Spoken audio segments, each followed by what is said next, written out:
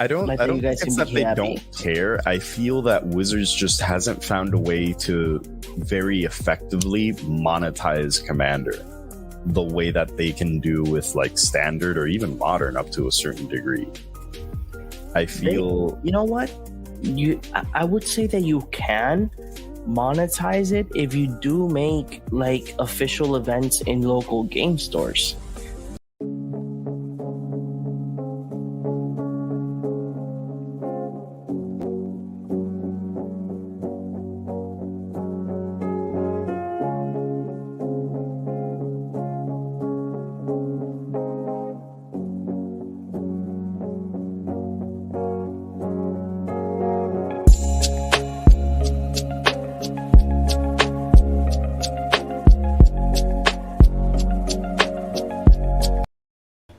Hey guys, welcome to another episode of the Cardboard Cave podcast. I am one of your hosts, John Ramos, and welcome once again to another day. Remember, if you guys can't see us live, you guys can listen to us in all of our digital platforms. We are at Spotify and Apple Music as well, and other podcast formats.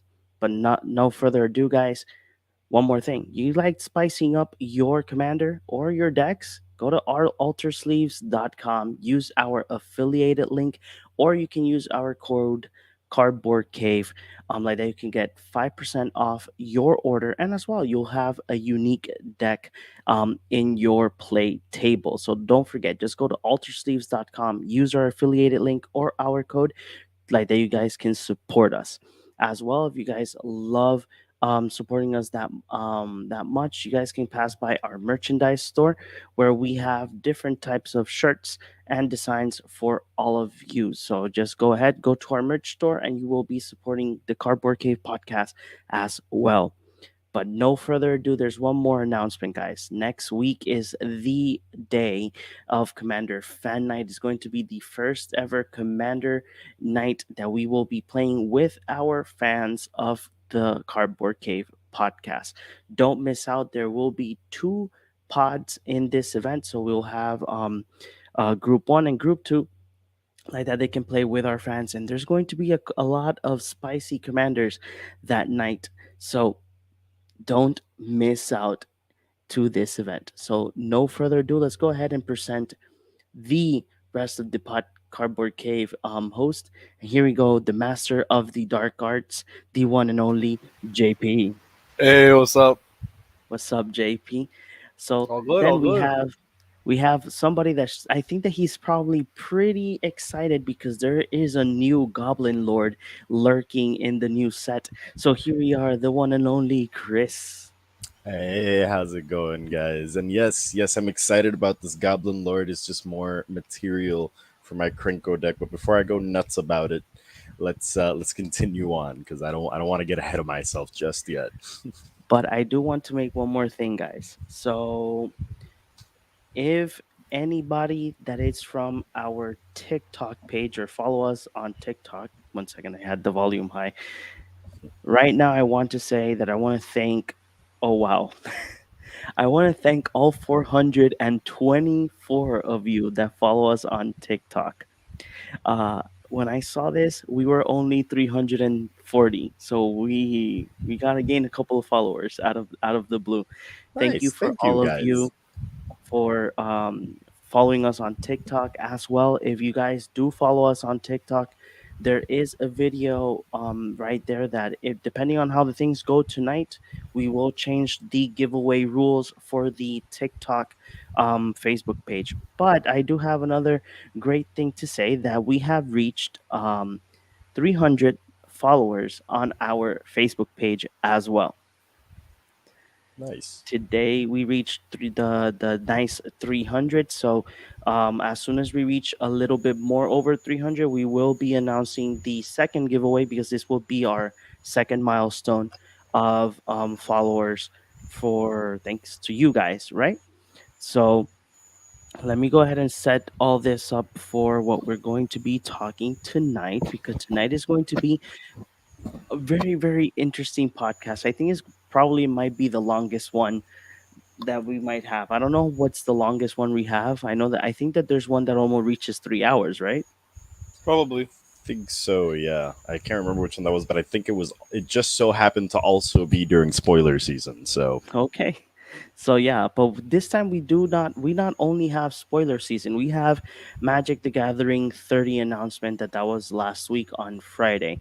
So there were big announcements for Universe Beyond, for D&D, for future sets, and as well a lot of splash art for upcoming collaborations, and as well upcoming sets that are coming for Magic the Gathering. I think I'm missing one more thing that I was gonna check. Let me check something out before I go bonkers. I Uh, say go bonkers first, check later. okay, yeah, no, It's no, always the great way to go about it, right? yeah, I know. No, I just wanted to check something in our Twitch channel. Let me see. Yeah, our Twitch channel has not reached its milestone, so but it's the only one that has not reached it. But it's fine, little by little, little by little. Okay, guys. M30 Magic 30 celebration. Me and Chris did spoke about it a little bit in our previous podcast. We did speak about what's going on the event, and as well that they are going to be giving a grant to 10 people. I already got my answer. They unfortunately said no, but that's fine. But Your they story are wasn't already, compelling enough, John. yeah, apparently it wasn't so sad. Um, but either way, the grants, they are, I think people are already receiving their answers for the grant. So the grant is for 10 people that they will be getting around 2K to be able to have a trip to Las Vegas for your expenses in your trip. As well, you will have access to the Black Lotus VIP tier of the event. So you will have a couple of nice perks, and as well you have I think it's a dinner with the people that are invited to the event. So you will be sitting down with Jimmy Wong, with who else? With Gavin. So you will be with a lot of people from the Magic the Gathering community, and as well people from Wizard of the Coast. So guys, one of the major thing that they formally announced, besides the fact of DND one, that's a nice platform that you can have Dungeons and Dragons in one whole platform in a digital format, as well. Does that does not mean that you won't, if you do buy the books, that does not take away that. It's just an additional way that for people that are a little bit much more mobile, they can play DND on the DND Beyond app, and as well there is a new a play test that I think that people have access since Friday, that you can download, that you can have a 3D adventure in your tablets, I think in your computer, that you can enjoy D&D a different way with your friends or family. But one of the major things that Wizard of the Coast did announce was the Magic the Gathering Universe Beyond new collaborations. So Mhm. guys, like I always say, I will be sharing the screen, so probably I won't be able to see the chat. So if you guys pay attention to the chat while I go ahead and share the screen. So here you go. Here's the beautiful Facebook page that we have. So guys, one of the biggest announcement was that we are not only having a collaboration with BBC Doctor Who. Doctor Who is actually celebrating 60 years of their show. So it's been a long time, and we are right now on our 14th Doctor that is Gee. going to be changing now to our 15th. I think next year, if I'm not mistaken. But we are going to have a couple of commanders. There are going to be four commander decks based off Doctor Who characters, as well Doctor Who villains. And not only that, we will be getting a collector booster box of this commander set. Apparently, what they did mention is that some of these cards are going to have alternate versions of the card. So probably, let's put an example. You have the fifth Doctor in in an artwork of probably an OG Doctor Who artist, and then in the collector booster box, you might get another probably, I don't know. I'm gonna speculate here, but probably a show still. That would be kind of Hmm. cool. And here's a couple of the examples that they gave us in the Doctor Who splash arts for Magic 30. So, guys, what do you guys think about this Doctor Who being the first thing that they announced as the first product for? Well, it's not the first product, but as like their official second product for Universe Beyond. So I was very skeptical at the first when they started announcing Universes Beyond, but the way that I feel like they've been handling it has been very careful and precise. That I actually am excited for more of this because Yeah. it's just okay. Fine, there's some unique cards, but they're very, very, very, very careful as to what they're using. I'm pretty sure the Hmm. Warhammer ones have been very careful and like some of them are really cool, but like not none of it has been like game breaking. It's just interesting.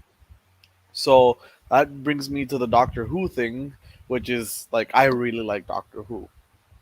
I find a lot of their villains like very wacky and fun, and like even though they're like very like very like Very dangerous and dangerous and evil. devastating and evil. Yes. It's like the Daleks are like iconic.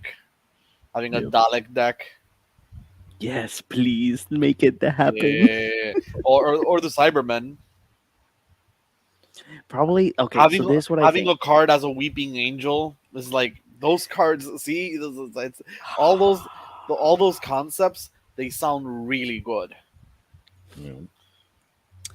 My only issue with this, like, it's not that I have an issue. It's just like I'm not really a fan of Doctor Who. I never really liked the aesthetic, but because of how, like, I guess you can say the Doctor Who lore, or like, the very few things I do know about Doctor Who sound really interesting. So I would love to see how it like how it's just put into the context of Magic the Gathering. I'm just kind of along for the ride on that one. Be interesting to see the Doctor as a planeswalker, basically. Yes. The doctor's card is basically a planeswalker, Yeah. and and his and the I forgot the right. Oh, wow, can't believe I forgot the name of the ship. The The TARDIS. the TARDIS is Artists. basically the heart of Kiran. Oh God, yes, please. It's a vehicle, and you can use loyalty counters to crew it. Huh. Yes. I would have Would be never thought. I like that. That actually sounds really cool. I imagine that out of the four commanders, this is what might happen. Being that the Daleks are like a very popular, most one of the one most of them has to popular be a villain. Dalek. Yeah, One of the commanders have to be a Dalek. One of them has to be the Doctor. One has to be the Master because we I don't can't know have why. Like a. in my brain, I don't see the Doctor being like the face of one of the commanders, just because like in my brain, I don't usually put protagonists as like the face of the commanders. I usually it's kind of like But that stuff is from the world as commanders, as like your main commanders, and then just having like that these is the good interlopers thing and that kind of stuff about inside of the Doctor decks. Who, because you have so many doctors that you can put as the main one, and then That's true. inside have the rest. Because if they go ahead and do go this route, Ooh, 15, if 15 doctors, and it's 15 different. It's a Yeah, Super the first Friends. doctor, It's a Super second Friends doctor. Doctors Ooh, deck. oh, oh that would God. be. That'd be pretty So sick. so this is how it could work if they want to do like what Chris mentioned, a full doctor the doctor commander. They can use the war doctor as the face of the commander, due to the fact that in the lore the war doctor is the one that does see Gallifrey being destroyed. So it does actually make kind of a lot of sense having the War Doctor as the face, and then having the rest in the in the commander, because probably it's something that I was like one of the Magic the Gathering questions of the day on TikTok was like what collaboration you would like to see. For me, I would like to see Sword Art Online. I think one day I'll just make a full video about why I would make it. But it would be interesting seeing some certain main characters as the face, I would love to see at least two villain commanders, and then you having two, the doctor and another commander. The reason why I mentioned master, because the master's like the biggest, one of the biggest villains in Doctor Who. Chris, I think something happened with Chris. He went back in Poofed out of time. it, poofed out Poof, of existence. yes. So Anyways, JP, yeah, while yeah. Chris comes back, if you want to keep giving your another opinion. So I do agree with the two villains and two like not necessarily hero characters, but like representing different factions. So if the Doctor's deck is mostly just like all the good guys, Hmm. having the Daleks be a lot of the like Yeah, a the lot of the main baddies like main the baddies, yeah. Cybermen, um, the Weeping Angels. I'm thinking about what who. Oh, he's back. No, he's there. Oh my god. Yeah, yeah, I'm here. I'm back.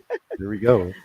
We're Okay, good. so guys, besides the fact that they mentioned Doctor Who, they gave us another look for Warhammer 40k, the four commanders that will have their four different factions, and as well will have the collector booster, well, not collector booster, collector edition. That the only thing that the collector edition will be bringing is a foil treatment. That I do have the foil treatment video as well, like that we can show it here on the screen. But here is the splash art and the cards that a lot of people were very intrigued, especially myself. So we're going to be getting for each commander. We will be getting a soul ring with the factions art. So each commander will have a soul ring with their like factions logo or aesthetics in each commander deck. This is really cool. I really do like it, and each one has like their own little text on the bottom representing their factions. As well, we Yeah. got two different artwork. We got one for the uh, I think these are the Chaos Marines, if I'm not mistaken, or the Imperium. I don't remember exactly, so sorry for that. And then we have as well for what I understand, like the human faction of the commander sets. So, guys, while I look for the foil treatment, give me your opinions of what you see here in um for the cards that are have been presented in Warhammer 40k. I haven't like there was another one that got There previewed. was a leaked. There was a It was leaked a card. leak. Is it really a leak though? Come on. It was basically the front facing commander of the I think the Swarm or one of them's. It Yeah, Yeah. was I have that red, blue, here as well. green. It was like three red, blue, green, so 6 mana. It was Here is the that special foil foiling. process looks so Yeah. nice. It Yes. also kind of reminds me of from the vault foiling, and that makes me worried. Mm, Also, some of the DCI foiling. I have one of my binders right here. I have a foil that's a DCI foil. mm, Back when they used to actually give prizes. hurts my JP, what are soul. you saying? Um, I'm gonna use my That Wizards of the phone's Coast doesn't light. like to reward their players. Okay, That's what here we're saying. is This the might be bright. I'm not sure how it's gonna look, but uh, look at the card. See the type of foiling? Yeah. It's very different than normal foiling. yeah, And it is. when you look at it, that's what it reminds me of. Yeah. Okay, here is Straight the up. card that was leaked. The front face um of the Tyrnat Swarm. The Yes. card says the following: is the card is called the Swarm Lord. When the swarm it has an effect that's called rapid regeneration. The Swarm Lord enters the battlefield with two +1/+1 counters on it for each time you've cast your commander from the command zone this game. Xeno's Cunning, whenever a creature you control with a counter on it dies, draw a card. That is the effect, and he is a 5/5 for red, blue, green, and 3 mana. Well, a 6 mana 5/5 that requires you to cast it several times from the command zone is Hmm. not where I think you should be at. Ah, Yeah. Sadly, that's I what you wish this get. was at least 4 mana. A 4 mana 5/5 is above average. With an ability that gets plus, that he keeps getting bigger. Is like, oh shit, it's the swarm. You know, you kind of already scared because it's a 4 mana 5/5 or something like Yeah. that. They're gonna make it a 4 mana 4/4, and it'll still be been cool. I do enjoy that when basically when it enters, it'll always be basically a 7/7, giving you that But magic wait, doesn't number it? But it for each. gets a +1/+1 counter for each time you cast it. It gets two +1/+1 counters, no? Yeah, exactly. But I think So you it cast it once before it resolves. So you already casted it. It enters, and look, you already cast it. So it enters with two +1s, Hmm. and it's a 7/7. And now you can just swing 3 times directly if if you manage to swing 3 times directly, it's game for someone because that's no, yeah. commander But the damage. thing is that it is interesting because you are paying 6 mana, right? So It's the a first lot of time it mana. gets two. I know it's a lot of mana. So the first time is Ton of two. mana. The second time will be four. Then the third time will be six counters that we'll be getting. Yep. It's yeah, it's not an overpowered card, but hey, if you have a commander that makes a lot of mana, go right ahead. So guys, do you guys have anything else to say about Warhammer 40K? I'm Nah, excited to man. see what the others Looks fucking do. I'm awesome. also excited to Same see too for what the me. new you know how every commander deck basically brings there's like a lot of the formula of commander decks have recently changed, but for the most part and for the majority of all of the commander products ever since they came out, you have the main commander, which is a legendary in the colors. Then you have a secondary commander that is a new card in the colors, and then a third commander which might not necessarily be in the entirety of the colors. An example I can give is when I got my first commander, Obnixilis of the Black Oath was the commander. This is the Planeswalker Obnixilis, where he's still human. But the secondary commander is Ghoulcaller Gisa. Mm-hmm. The same can be said by the Henzi Toolbox Torre. He gets that, but then the secondary commander is the Beamtown Bullies. And I'm excited to see like the secondary commanders for Warhammer. See Yeah, how I'm because interested in that as well. usually like the front facing commander is cool, but I feel, at least in my opinion, that the secondary commanders are the ones that are like always catch my interest. Why is that? I don't know. Very few cases are like when I got Breya.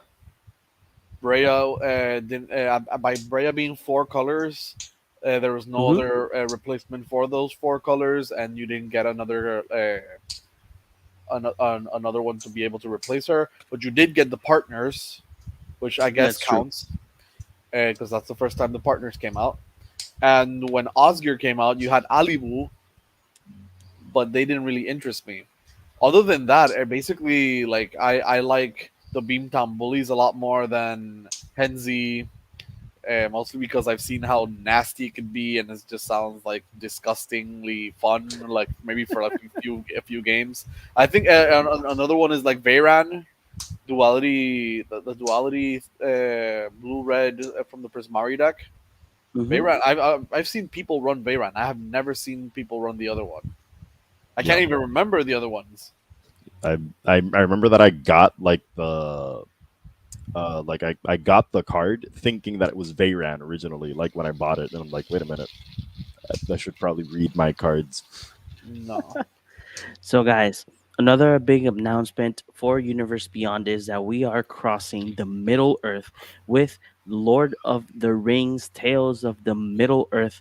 Um, and the thing that is most interesting about this is going to be a booster set. So, this is going to Yep. be the first Universe Beyond booster set. So, you will have your draft booster boxes, you'll have your set booster boxes, and as well, you have a collector booster box. Um, they did showed us a couple of the artwork of the story, because we are still following the story of Middle Earth. The three books will be included.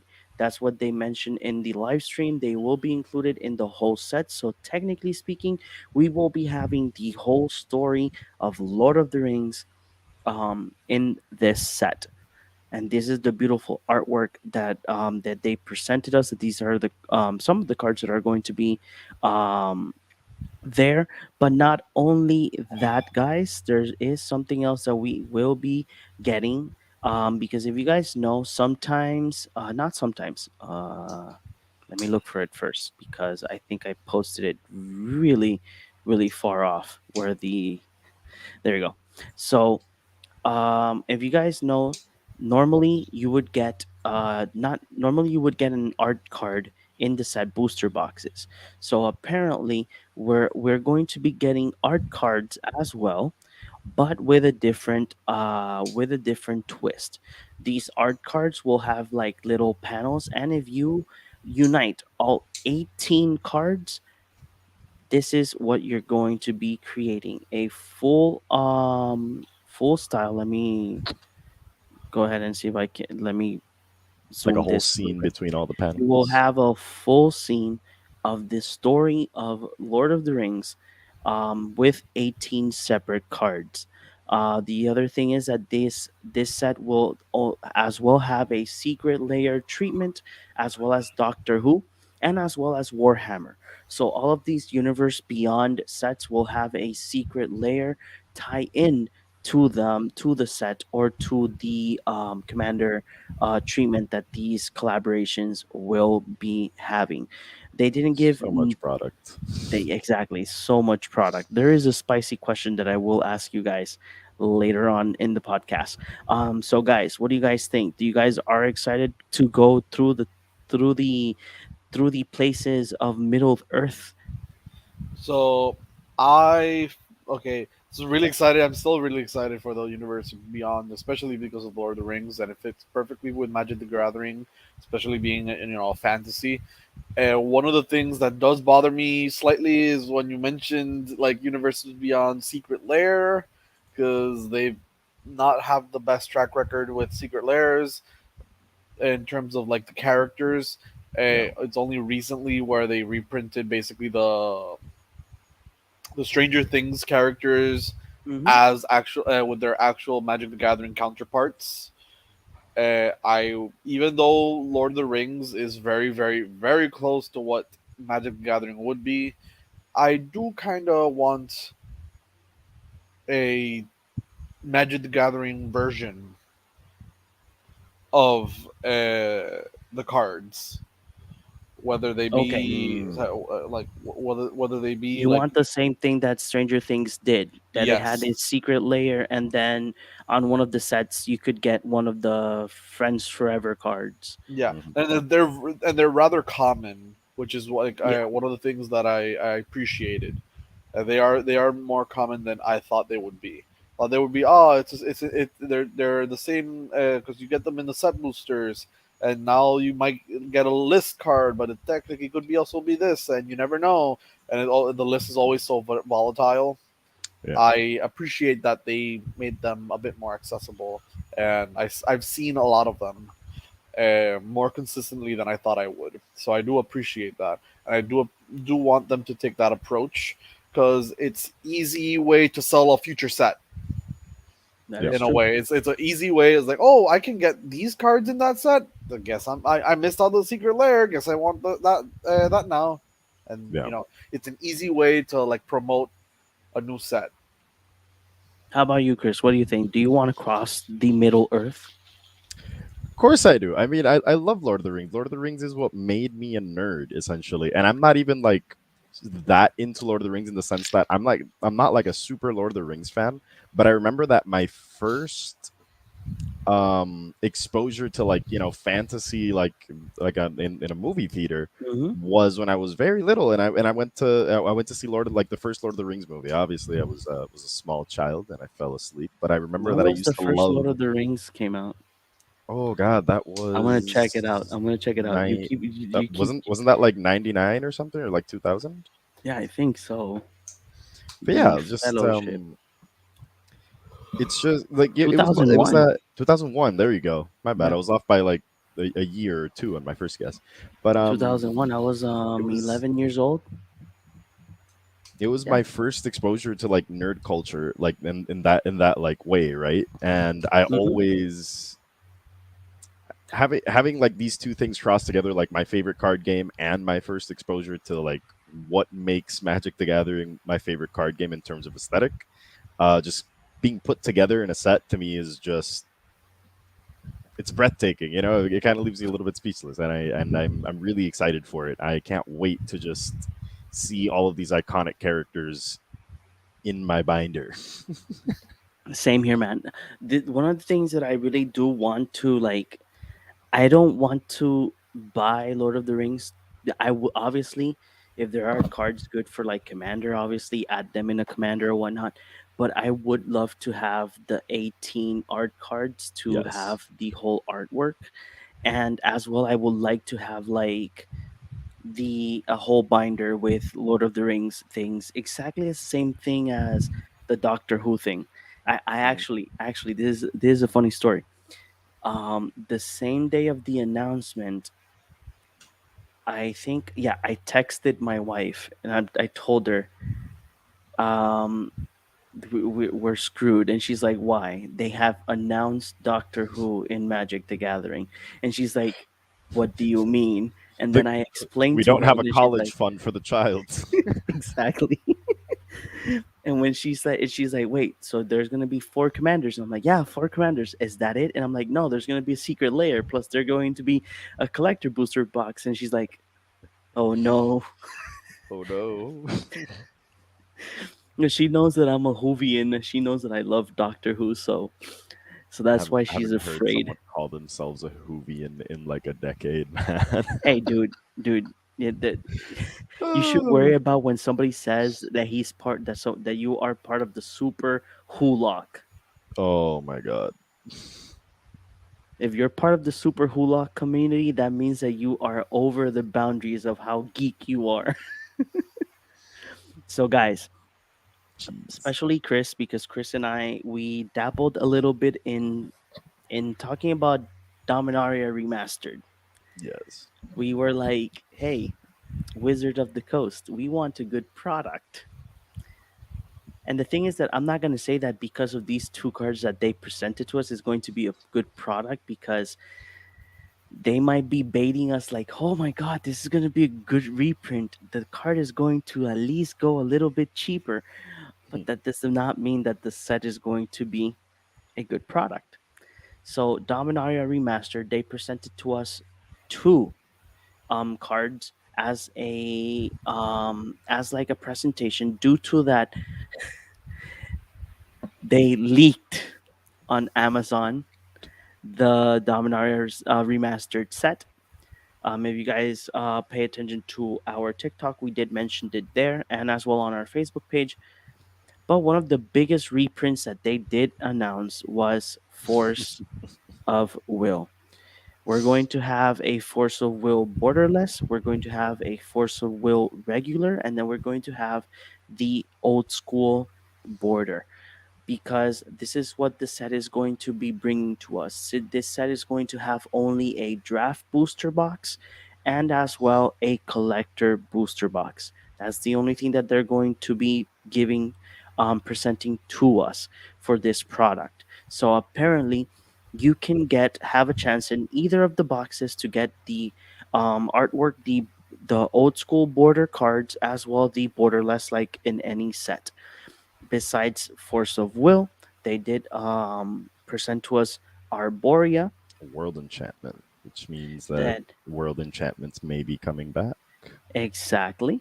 So they did presented this card as well with the same treatment, borderless, normal, and old school. I'll call it old school because it is old school.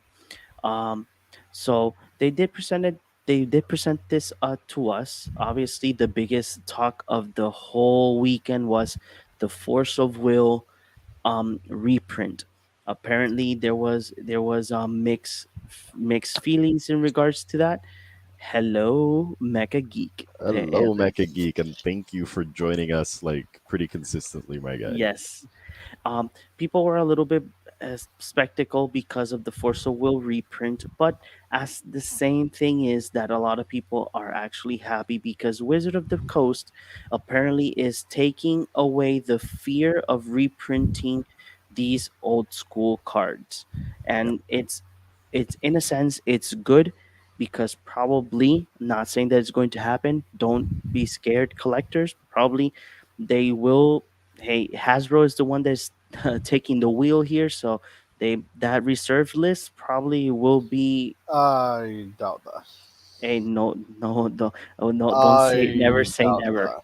that's I that's a we stretch, my guy. That's a we real we stretch. we read and we talked about this how Morrow has his like how Morrow basically said that he has his hands tied and it's a legal thing. Yeah, It's not even whether they want to or not. It's legal, it's a legal, and legal there's binding like he thing. can't even talk about it because of Yeah, how because it's like an NDA.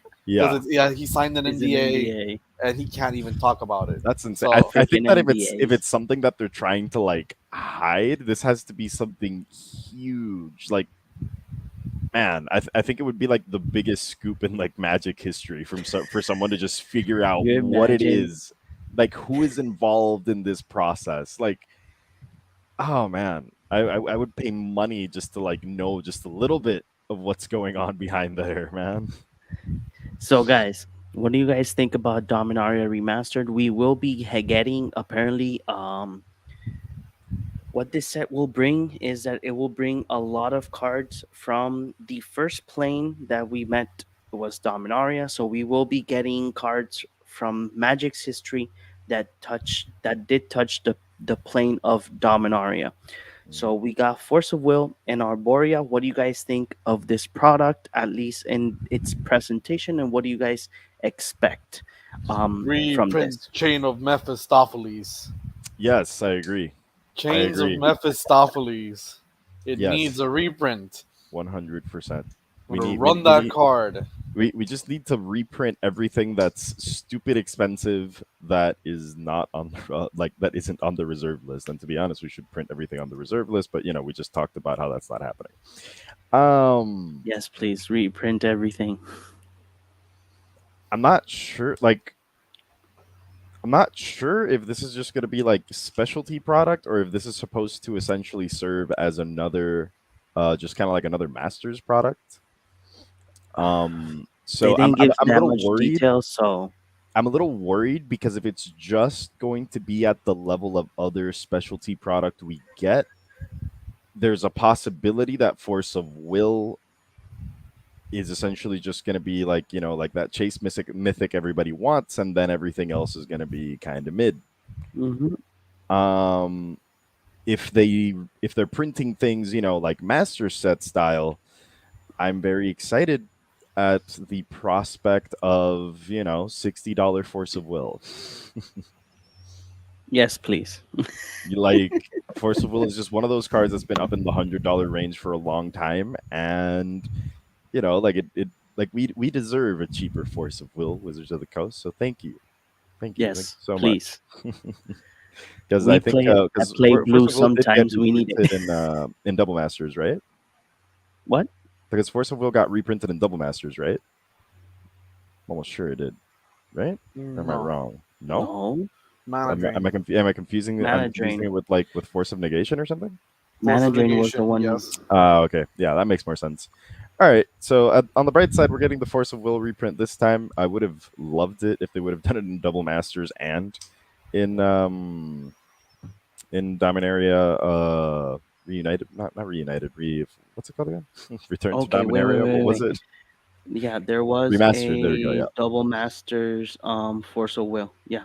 See, I could have sworn like I'm not insane. Okay, I mean a little bit, but But um still it is $118 either yeah, way.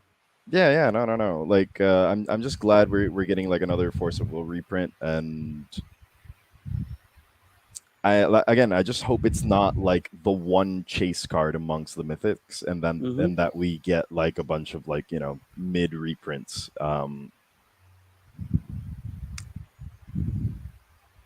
I don't know. It's just kind of like I guess I'm just kind of brewing up thoughts about like getting what feels like almost two masters sets in a row like that. Yeah. Like, are we going to see more like masters quality like product like in the near future because there's something like maybe Wizards is trying Mm, to screw with the secondary market It or all depends. It all depends on what we're going to be talking about now, because what I'm going to do is just skim on the titles and the art, and then we can go ahead and touch bases with what's upcoming. yeah, So just to go ahead, one of the biggest other announcements was that they gave a lot of key arts for upcoming sets, like the Brothers War. We have a couple of artwork it's so here. shiny. Look at that. It's a That Thran. that that that screams artifacts to me, and I can't wait.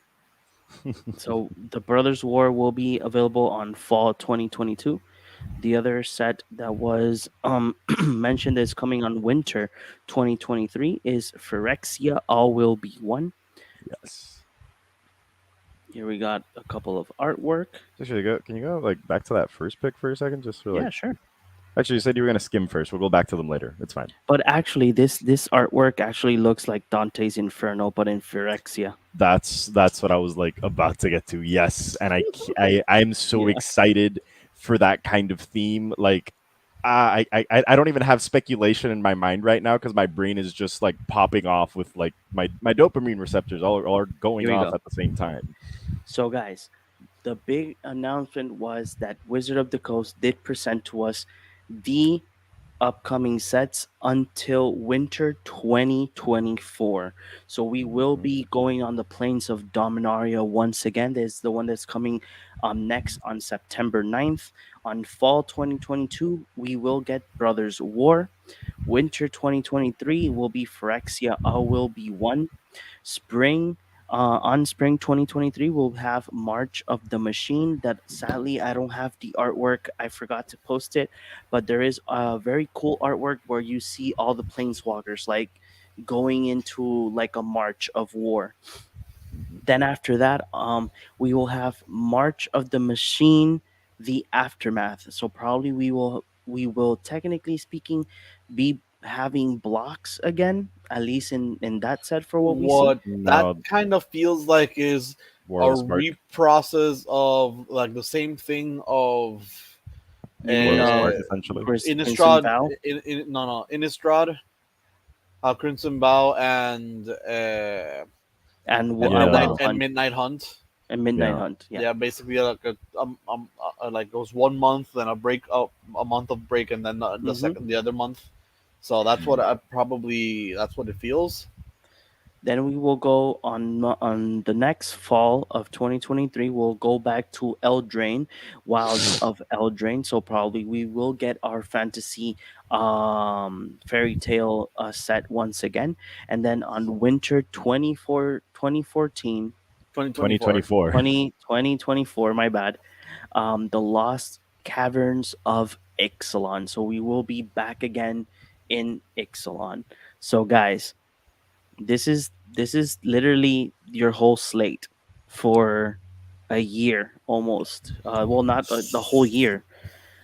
What do you guys think about this? I have a huge issue with the March of the Machine and like March of the Machine aftermath thing. Hmm. And it's not really an issue. It's just that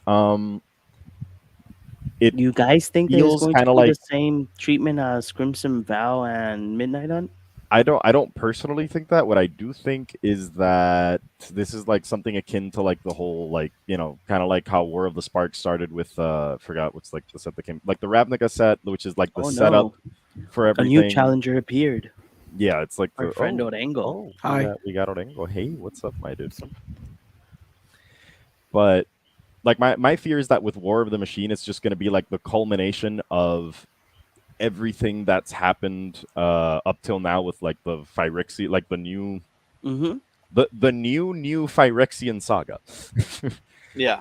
um like I think that in terms of like story and all that, like it's, I don't know, like it hasn't been long enough, I guess. Like, Yeah, I can understand your sentiment on that because like Nico Bolas was having his machinations since Alara. yeah. Like that was a And even long even time before ago. that, up to a certain point, like, he has background before that too, which Mhm. is kind of Yes, insane. but it's like now like I mean I guess this is just like just to show how much of a threat they are. That they're just I mean they've always been a threat since Yeah. the Phyrexians do have a background considering everything everything they've done back in the original story. So We yeah, don't talk about those I- things here.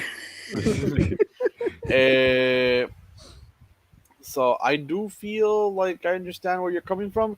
What I will add to that is I feel like the aftermath is an interesting concept to explore Hmm. since unfortunately the aftermath of the War of the Sparks was written in books, and there's like this one What book what that what books? What books, JP? exactly I don't I don't exactly I don't know what you're talking about. exactly. So having it Wait, be are an those the actual books that are set. collecting dust in my room? What books? All I see are like three floating shapes in your room. That's all I see. That this actually being an entire set, I feel like will actually be uh, proper for the entire thing. I will say, I agree. look at the sets: fall. So this is this upcoming fall, winter, 2023. So that's January to February. Mhm. Mm-hmm. Spring, and then Oh, fall again. yeah. So we're skipping summer.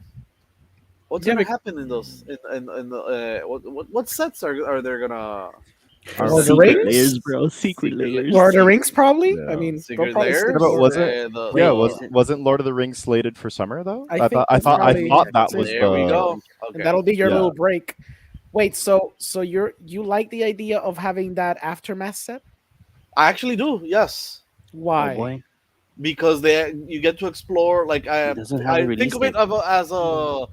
as a Mm-hmm. in the slot of core sets in the way of thinking. So But it's not a proper set. I it's not gonna be wait. Morrow said that he's not a It's proper set. it's not a Oh, proper Mm-hmm. set. I actually did not No, hear that part. it's essentially like a mini set, but it's a standard set. He Mm. said it's not quite a stat, and it's not quite a block like an actual set, but it's going to be standard legal. That's kind of what So he said. so we are So unfortunately going to get a midnight hunt scenario. I Mm-hmm. don't think it's a midnight hunt scenario. I think it's more of a you know that Pokemon has mini sets. They don't have like a full set. What they do is they like every set that we get in the states is essentially two mini sets in Japan. So I think my theory is that they're playing with the idea of having like essentially a mini set or half a set as the aftermath set. The problem is that depending on how they promote it, depending on how they do the print run, if they print something that's like super necessary and standard on that aftermath set and it becomes kind of difficult to find, that's just going to be a whole kind of worms that they're opening up. Because I don't know I how the see what you mean. distribution or like if it's gonna be like a little because Dragon Ball Super also has those things where it's essentially mini sets. They don't have like Mm-hmm. normal sets. They have like half of a set, or they have like a draft box that has like cards that are standard and that are legal in that format, and then you can only get it once. I know Wizard Mm. wouldn't be that crazy to do something like that, but let's not forget that Nexus of Fate is a thing. that's literally the first card that came to mind. Nexus of Exactly. Fate. Let's never forget the Nexus Fate is a thing. So they've Yeah. done this crazy shenanigan before. So Oh I don't know. God, I would say that if it does happen that way, I just hope it's a good product. I I hope really it's a do. product that people can get access to. That's my concern. That's true. Because if it's like a weird experiment for the sake of story, which, as you all know, I'm not a fan of story, except this story seems interesting. But generally, I'm not a fan of story.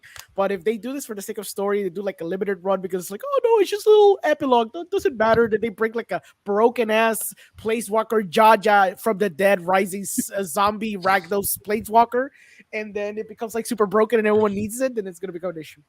It's kind of funny how Yeah. the guy who works with films, which are stories, I doesn't like know, the right? story. I don't like the stories in my card games. No, sir. I don't want stories in my card games. Except when it's Uh, Urza. If it's Urza, just give me 7 blocks of it. oh wow, wow. Just give me 7 blocks of like story and like Yes. and cards And and just only Yes. Urza. Urza's Only Only face. Urza. Urza. It's Urza. just Urza. Urza's face on all the Urza. cards. All the cards. Just give me all the. Chacho, tú sabes cuántas cajas de Blur is where I'm gonna buy. Well, hoping it's good, right? But yeah. Yeah, Okay, I guys. I'm excited for Mishra and Ashnod Oh yeah, in definitely. Brothers War. Oh yeah. Hmm. That's I mean, gonna be do cool. we have any confirmation that like Ashnod is like making an appearance? Because I thought Ashnod was like dead or something. No, Why wouldn't Mishra's second hand not appear?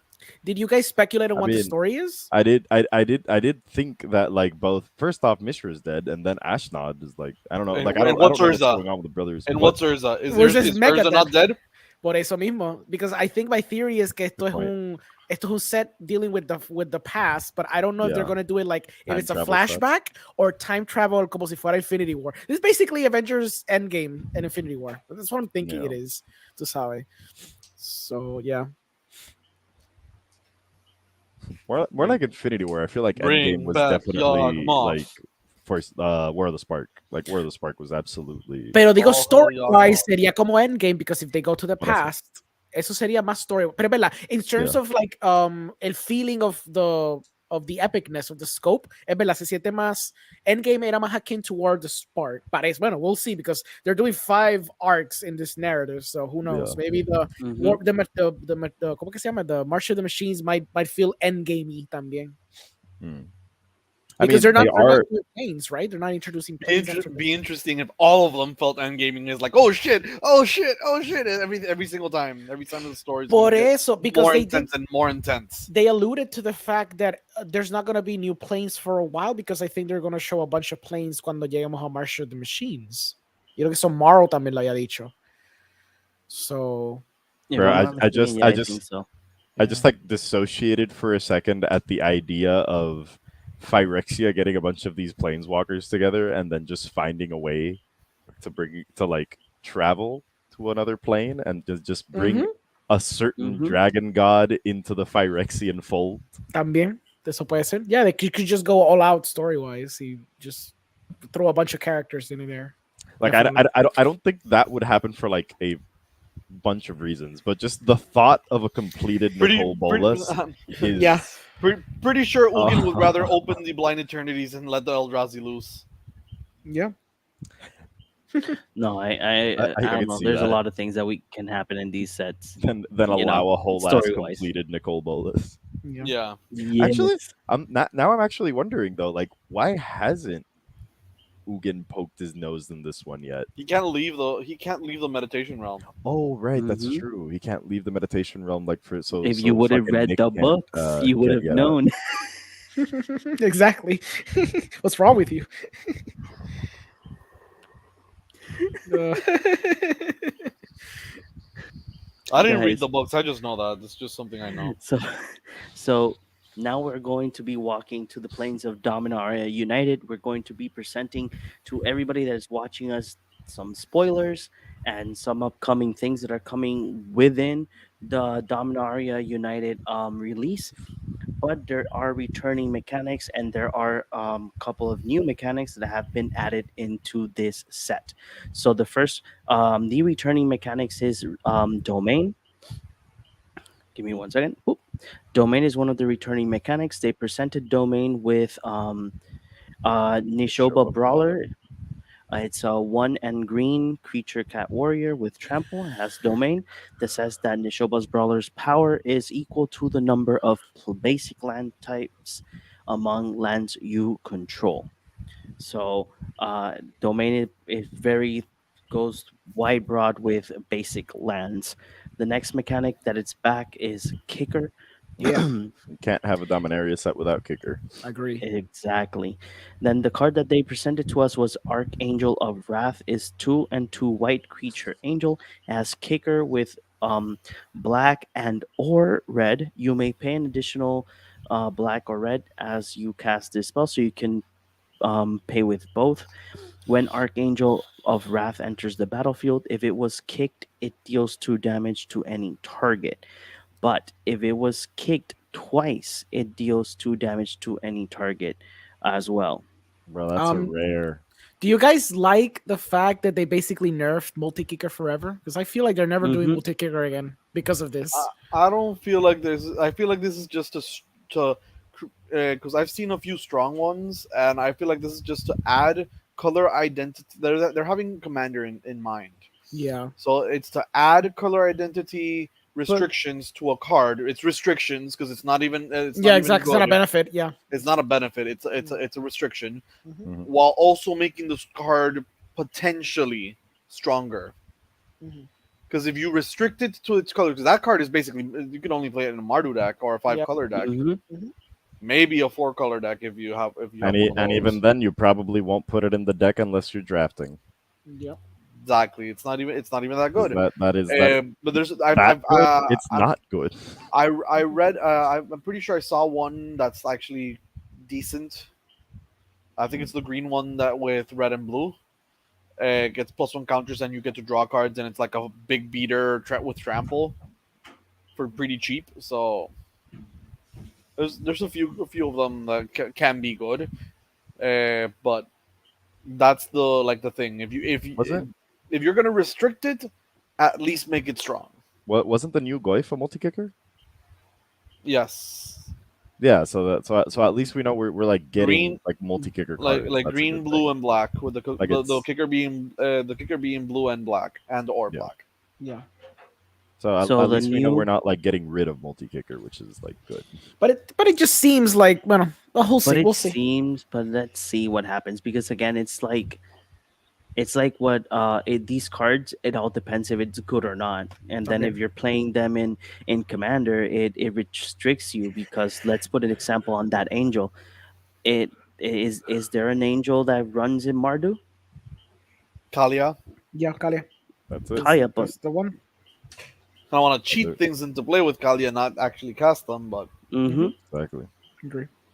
So the two new mechanics that are coming into Dominaria United is one. The first one is called Read Ahead. So apparently, this one is Read Ahead is that you choose a chapter and starts with that many lore counters at one after your draw step. Skip chapters.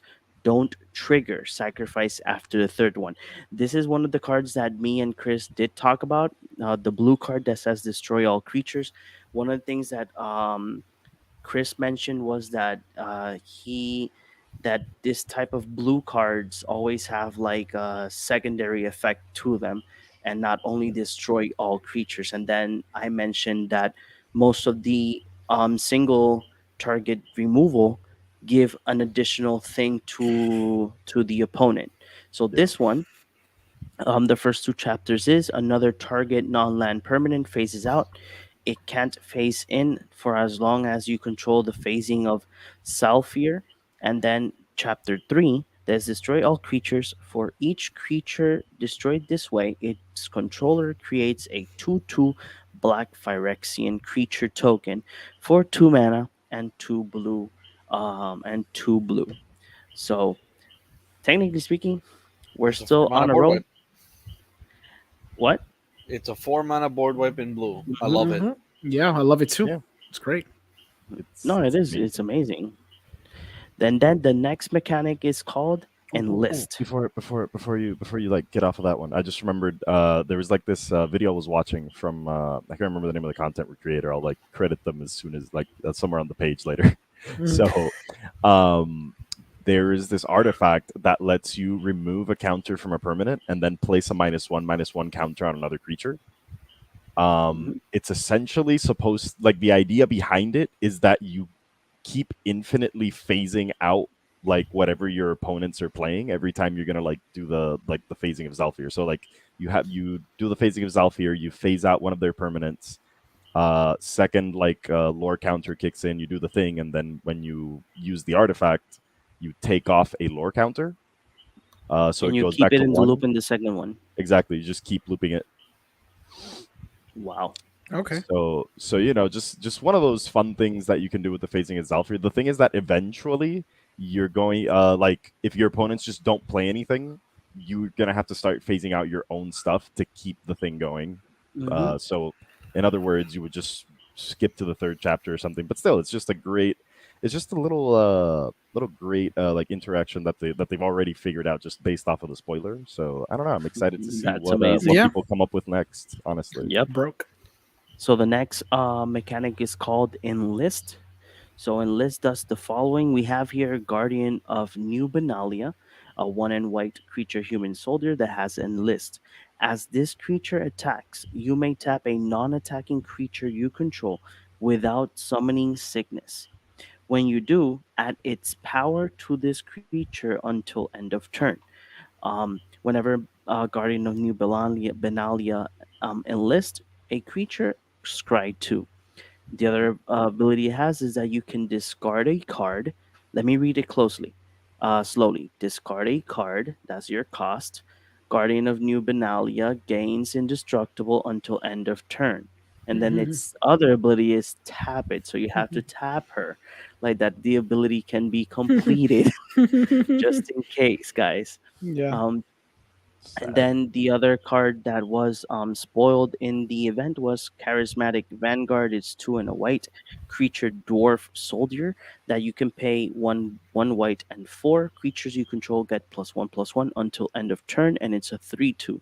So the whole point of enlist is that if you have a creature without summoning sickness, you can transfer its power. If I'm not mistaken, right? Yeah, its power Yeah. um Yeah. added Over to to the the attacking Guardian. creature. This is a recruit, right? This is a fixed recruit Technically mechanic. speaking, it's like recruit, but I don't know. Is that Better, a recruit different, mechanic? It's Better. I worse. think it's it's worse, right? Okay. worse. Yeah, Thank you. A lot of the it's details worse is because it says because that it has to be without summoning with sickness, so the yep, that's creature the has to be detail. That's the its key. Yes. own. Gotcha. Okay. Okay. Okay. So before we continue to the spoilers of the commanders, guys. So you guys remember? Let me go ahead and remove this for a second. You guys remember that in the double master set, they brought in. Whoops, this is not what I wanted to do. They brought in the foil texture cards, right? Yeah. The Yes. foil the foil texture cards were supposed to be like an exclusive thing for the previous set. Yep. Nice. Okay, Oh guys. no, Wizards went Nice. back on its word What? again. What? So we are going to be getting textured foil stained glass in Dominaria United. Of course. So 41 legendary creatures are receiving a special textured foil treatment in Dominaria United. Oh, So, wizards. oh wizards, oh boy, they mentioning so many special things, and then I don't It's know what great. All happened. these cards are gonna be so cheap. It's gonna be great. All these cards are just Yes. gonna crash in the secondary market. Just crash into Good. oblivion. Chacha. Good. So Yeah. before we continue to Dominaria United, we have the commanders. We have two commanders that are going to be available in Dominaria United. The first one, letting it be Legends Legacy, is going to be a Mardu commander. Um, the Dihala, the Binder of Wills, is going to be your face commander for this one. It's And then we interesting to have see Dihala age, considering like what she is, basically Yeah. a vampire type monstrosity humanoid thing. We have and like then the other card of Dihala is the Gaia drone Dihala. It's like a mhm. younger version of her. You can see Yeah. tentacles coming out of her. It's like I don't know. That's cool. It's Yeah, it's just supposed to be like interesting. this eldritch monster thing, and then just suddenly see Yeah. her as an old woman. Hmm. So the second commander is going to be called Pain Bow. So it's a 5 color commander with Jared, Carthalion, and Uber legendary Planeswalker, Jared. So these are going to be the two commanders that are going to be part of Dominaria Demon. United. Mhm. We will go more in I detail. The deck really list is thought, already available. yeah, like I really thought that um Joda was gonna be like in the Painbow like face, But don't but worry. then Don't Exactly. worry. I know, Got released and it's even brokener. yep, Oh yes. they Brokener. Yes. they Brokener. couldn't have that as the face. Oh no, Ooh. no! It's not like they want to Oh. sell the set That's somehow. that's not a power levels 5. That's a Gotcha, 6.5. gotcha. It's So insane. guys, so how many completed planeswalkers do we have right now? Only one, right? Or two? We Uh, have two now, Two We two have two currently. with Tamio and Ajani. and like JPC, it's currently, so there's probably potential for currently. more. Oh Okay, yeah, yeah, so a for Johnny sure. has been completed as well, guys. So this is the planeswalker that's going to be part of the Dominaria United set. A Johnny Sleeper Agent, a planeswalker that costs 1 green, Phyrexian white or green, and white. Legendary Planeswalker Ajani completed. You can be played with either green or white mana or 2 life. If the life was paid, this Planeswalker enters with 2 fewer loyalty counters. So instead of coming in with 4, it will come in with 2. It has 3 abilities. The first one, speaking the +1, is reveal the top card of your library. If it's a creature or planeswalker, put it into your hand. Otherwise, you may put it onto the bottom of your library. The -3 is that you can distribute 3 +1/+1 counters among up to 3 target creatures. They gain vigilance until end of turn. And then this -6 that you get an emblem with whenever you cast a creature or planeswalker, target opponent gets 2 poison counters. I love this card so much. Yeah, yeah, that's absolutely insane. I mean, Super Friends decks are just gonna go And then we off have it in Yeah, its Phyrexian Phyrexian script. form. yeah. Yes, I like how in the Phyrexian script they don't have the reminder text yeah, for completed. It's just Completed. Phyrexian. yep. Yeah. Hmm. So I'm sorry, Phyrexian. Yeah. What do you guys It's think pretty. about this planeswalker? I love I it. think he's I'm not okay. gonna speak. I like him, but he's just okay. I mean, it's pretty good for the colors. Like Yes, for Celestia colors to be able but to essentially draw, it's pretty solid. generally speaking, when I evaluate planeswalker, I evaluate, okay, can it protect itself? Hmm. Johnny No, can't. Hmm. And does it generate card advantage? no. And Johnny can. So he has a 1 out of 2. Yes, So sorry he's about that. only okay.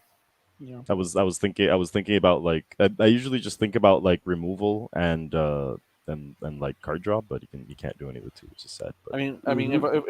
if it can destroy something, that's that protecting itself. Yeah. oh okay, then never mind. I just thought of like protecting as like maybe like The putting down a token or something. the That's why. best example of how I evaluate planeswalkers is Jace, the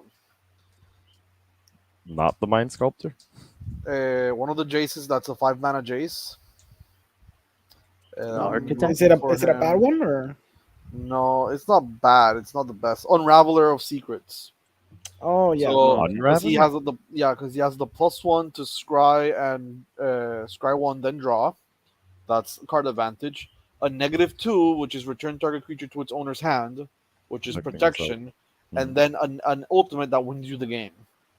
In Yeah. this case, whenever an opponent casts his or her first spell each turn, counter that spell. Eventually, you're just gonna win the game. Another one I use to uh, Oko, another come on, let's go with Oko. another one to determine is Ob Nixilis Reignited, another 5 mana planeswalker. He says +1, you draw a card and lose a life. -3, Hmm. destroy target creature, and a -8, target opponent gets an emblem that whenever a player draws a card, they lose 2 life. Okay. So I like it's it because it at least for my commander is pretty. Yeah. I like it because okay, doubling season, put it in the game, has 8 loyalty counters. Instead of plussing it, I just go -6. Oh look, I give you poison counters instead. Yep. Yeah, pretty gross. I know. So guys, uh, I went ahead due to the fact that in our Facebook page the spoilers are scattered everywhere. So like that we don't have to go to each post. I went ahead and went directly to Mythic spoilers through the dates. So in Mythic spoilers goes first with the commanders with the commanders. If you guys see anything in the chat, I know that Orengo has access to the chat. So if Orengo, if you see something, Sure. stop me.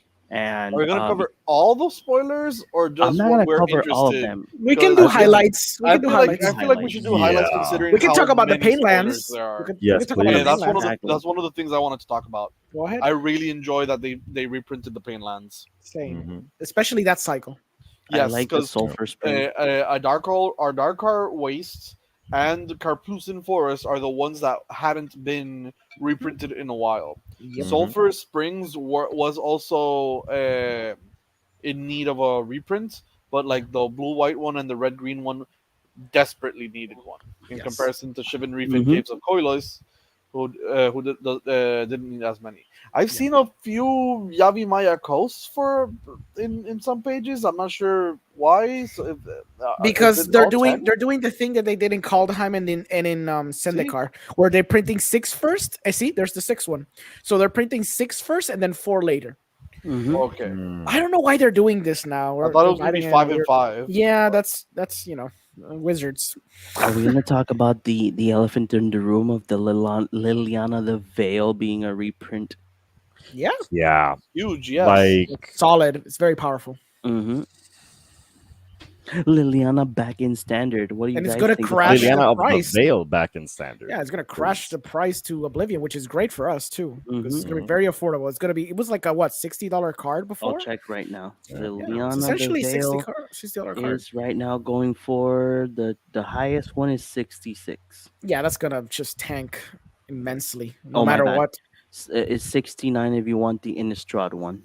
Exactly, but that's what I'm Ah, saying. It was perfect. around 60 to 70, and now it's just gonna go down to No, like no, Ugin no. You numbers. gotta Which you was, gotta buy your Innistrad Lilianas now. They're at 69. You're not gonna get them at a better price than that. that's true. Yeah, It's but the yeah, but nicest price you've ever seen. You That can't is go true. wrong with it.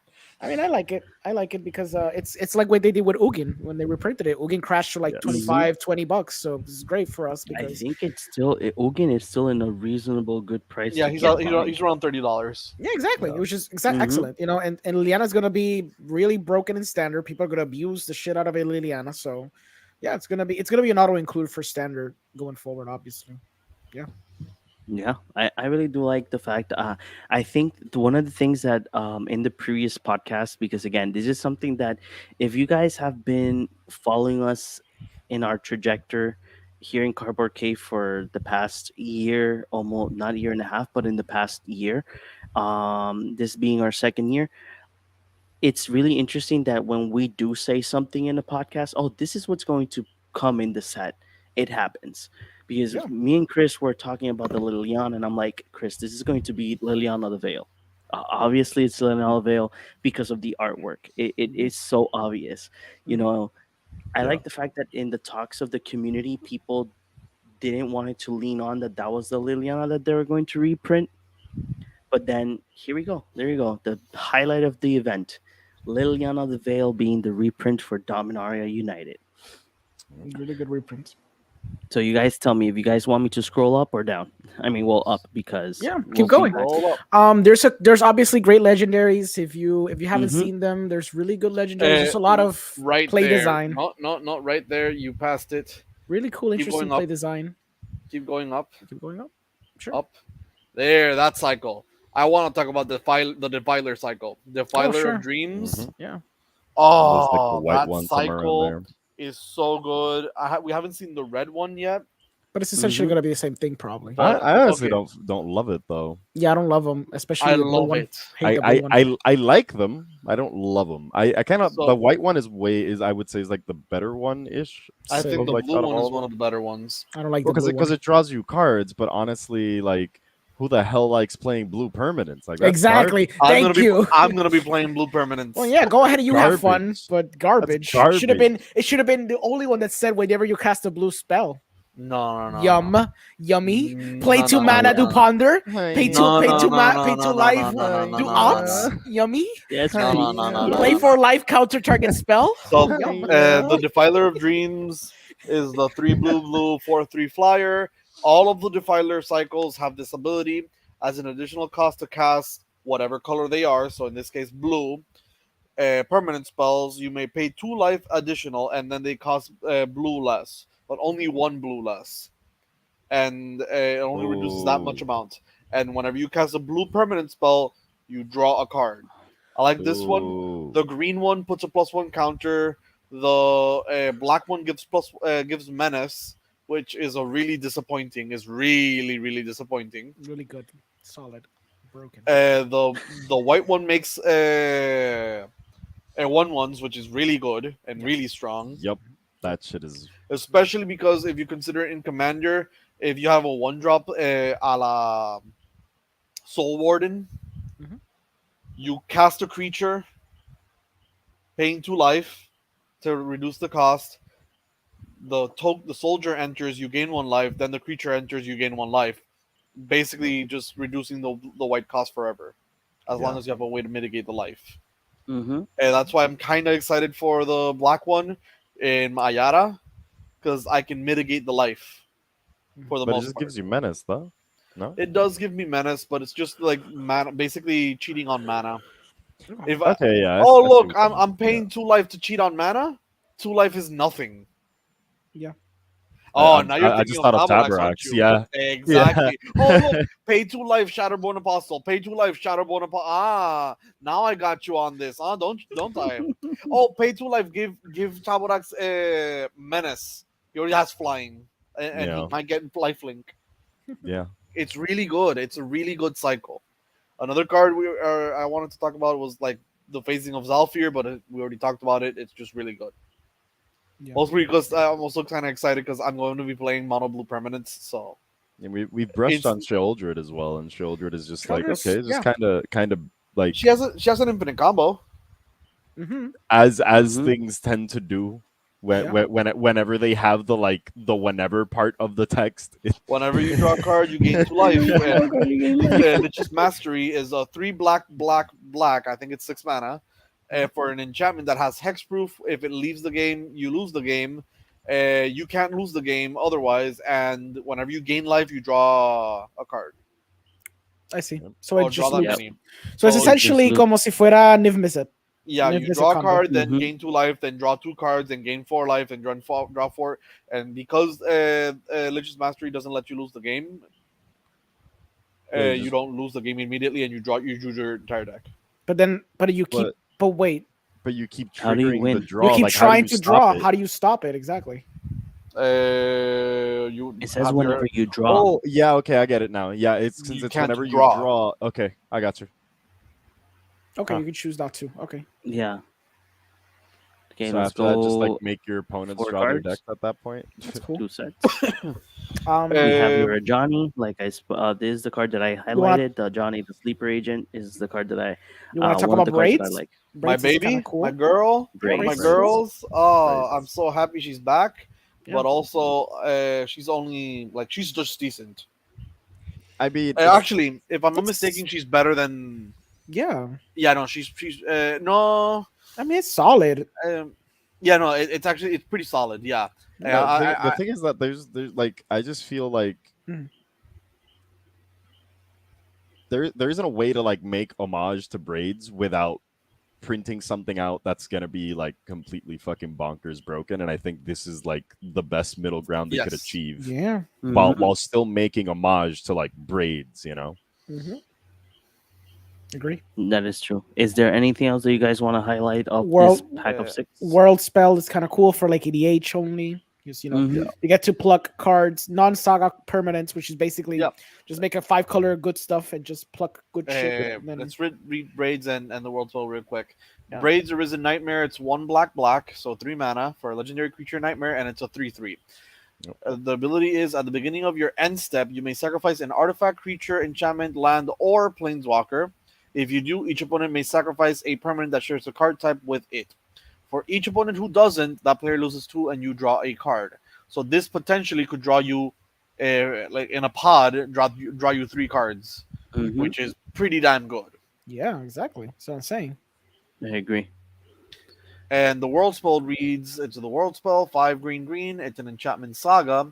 It has read ahead. We already explained what that mechanic does. And chapters 1 and 2 are the same. And it says, look at the top 7 cards of your library. You may reveal a non saga permanent card from among them and put it into your hand. Put the rest on the bottom of your library in a random order. Then the third chapter reads, put up to 2 non-saga permanents from your hand onto the battlefield. And not even tapped, it's just onto the battlefield. Onto the Yeah. So battlefield. Yeah. this reads very similarly to Tooth and Nail, in my opinion. yeah, Hmm. just like a Mhm. fixed one, but it's A it's an fixed extra one. one for EDH. It's an extra one, so it's pretty cool. Yeah, because you could 7 mana, read ahead into chapter 3, Hmm. and then put 2 things in play that would have been a lot more than 7 mana. Exactly. Correct. Yeah. Let's I'm go just, to I'm the just trying to I'm just next. trying to think of how Yeah. how like you can try to like That abuse that little harder, but honestly, the fact that you're putting 2 things that are potentially more than 7 mana onto the battlefield is just Yep. Yeah. like you're most likely winning the the game at that point. Oh yeah, definitely. the sapperling dude is like a tree folk.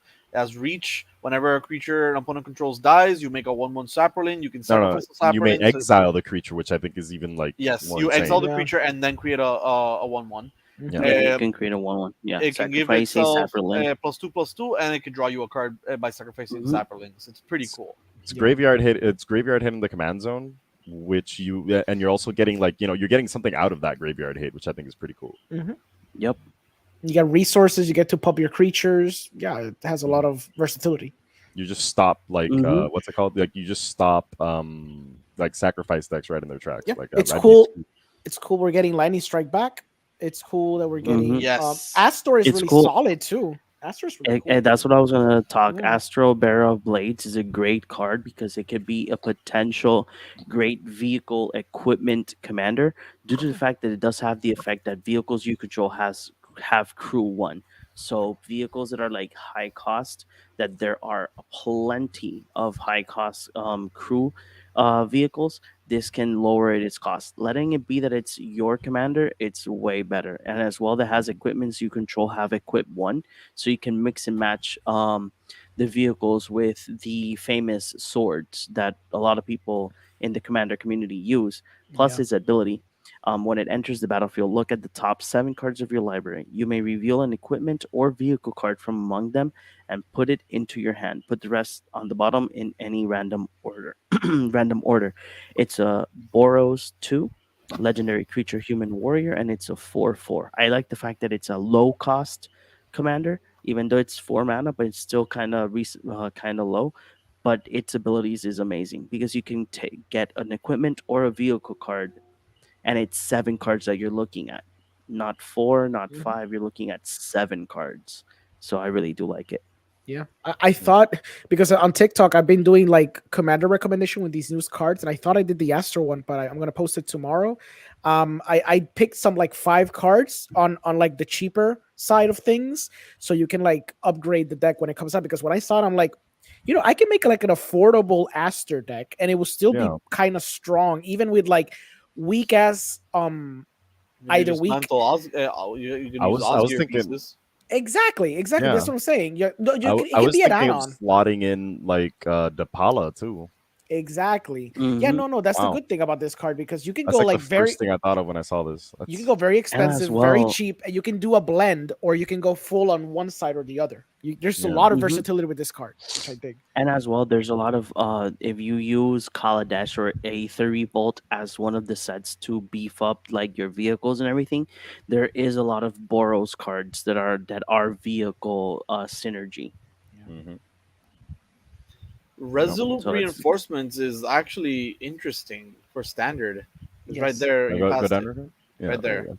the Because uncommon, it's a 2 mana 1/1 that creates another body when it enters, and it has flash. which is the best part. The flash part is the important part. Exactly. Yes, The it best is part the is the most Oh. splash important part. part, Hmm. but also take into account that every time a 2 mana 1/1 that creates a body, another body, Yeah. ends up seeing play. Because Dwynen's Elite in every elf Mhm. deck sees play, and also when it was in standard, that elf deck also saw play. Oh yeah. In the Goblin deck, the Inquisitors and Magwar Marshal also are 2 mana 1/1s that create another bodies, and those have a notoriously seen play. And this is like the first time I see a 2 mana creature in white create a second body. Hmm.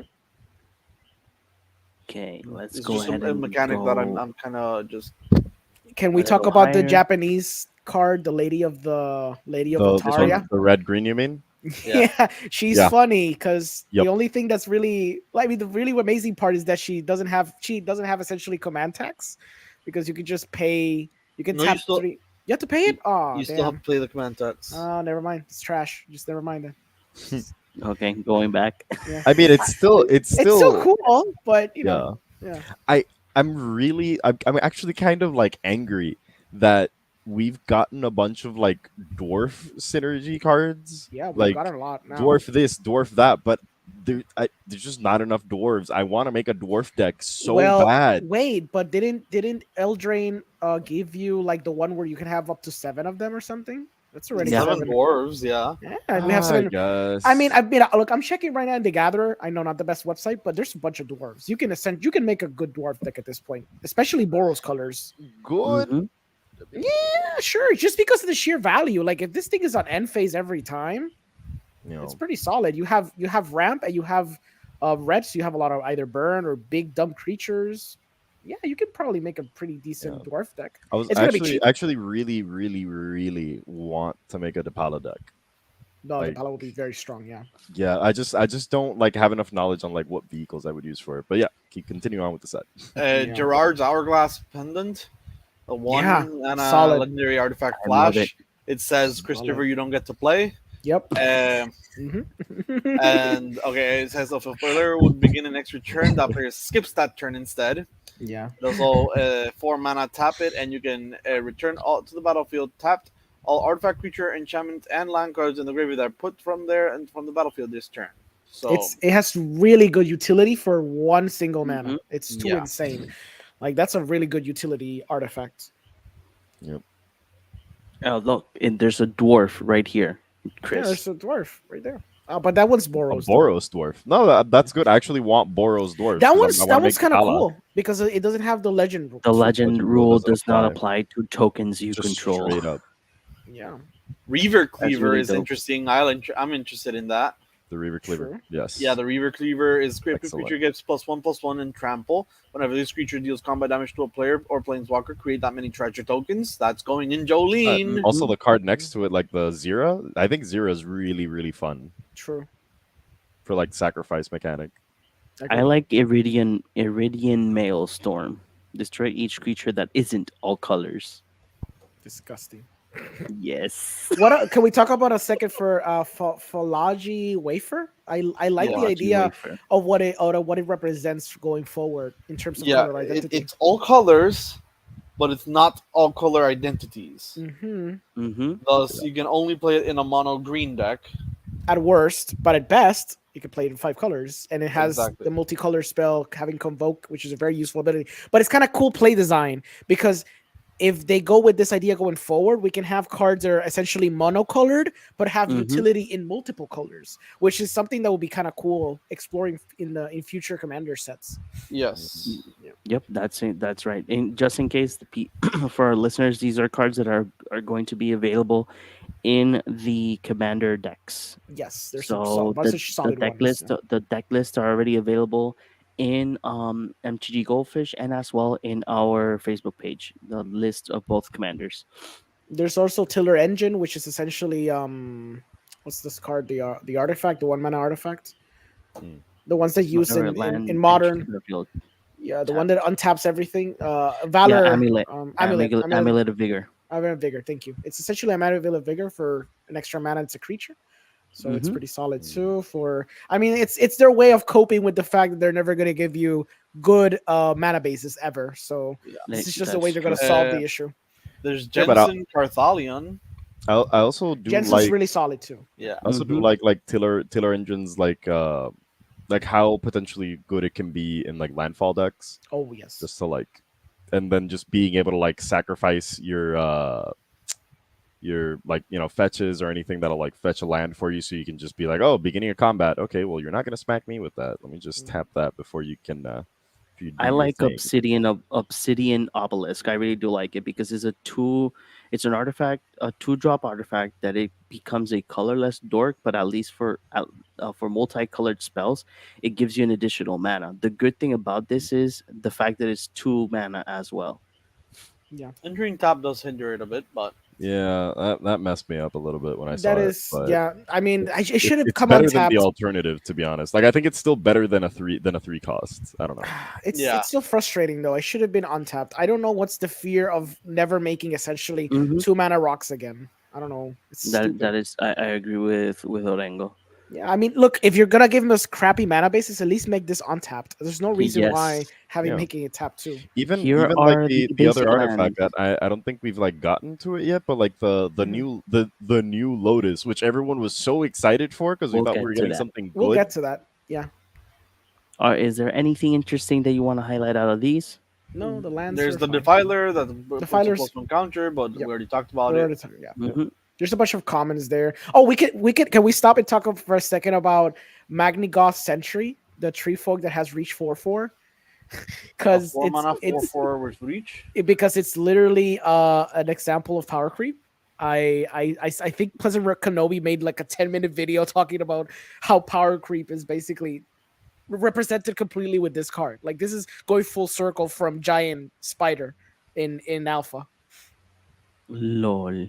because this Now is I essentially understand this is a your better. video. Yes, my video. I made a stupid video highlighting the slow progression of power creep from Giant Rat to this card, and this card just shows you that basically we got into the point where we got a common version of exactly Giant Spider but better, just But strictly better. better, forever and ever. It's Yeah. better because Yeah. it's a common now. So because usually it would be uncommon or rare, or it would have some type of downside where Giant Spider will still be infinitely better. But now we got to the point where it's just strictly better.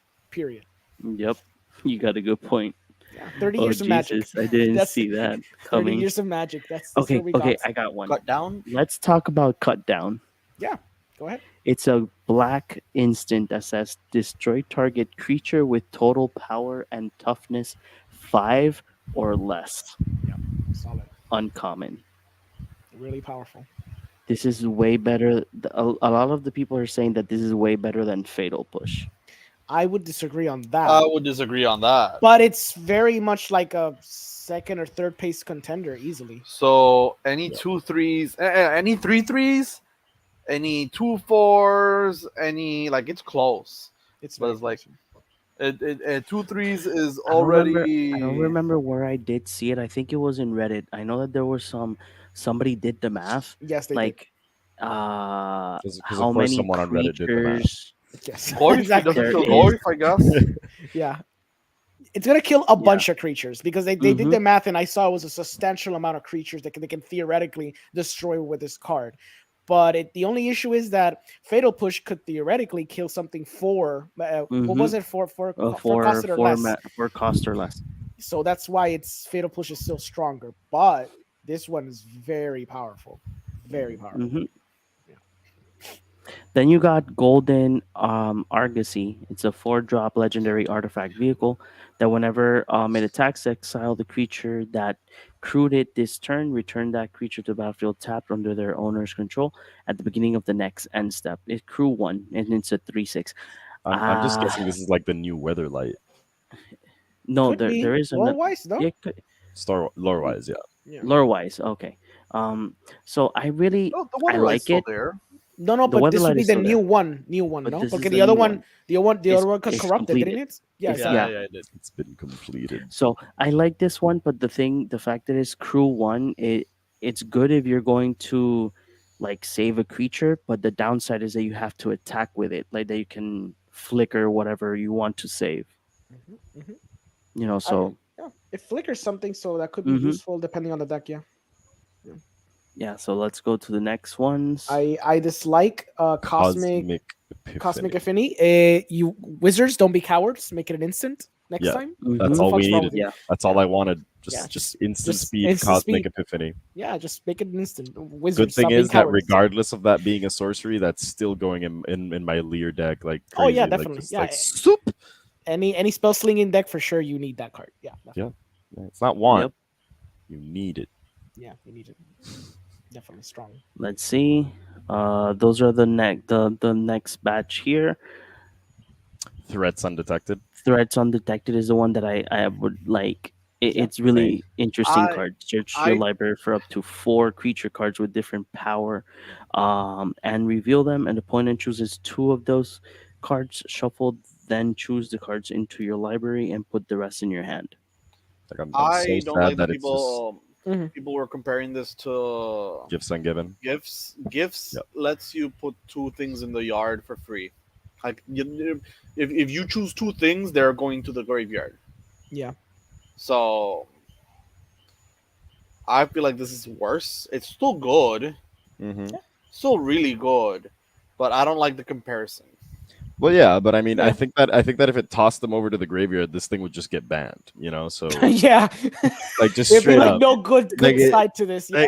That's like right. it would just be like, oh, well, get it now, so you can play for it for like a month in Commander, and that's Yeah. it. Banned. Yeah. Banned. Yeah, Just totally banned. Yeah. It'd be like tested.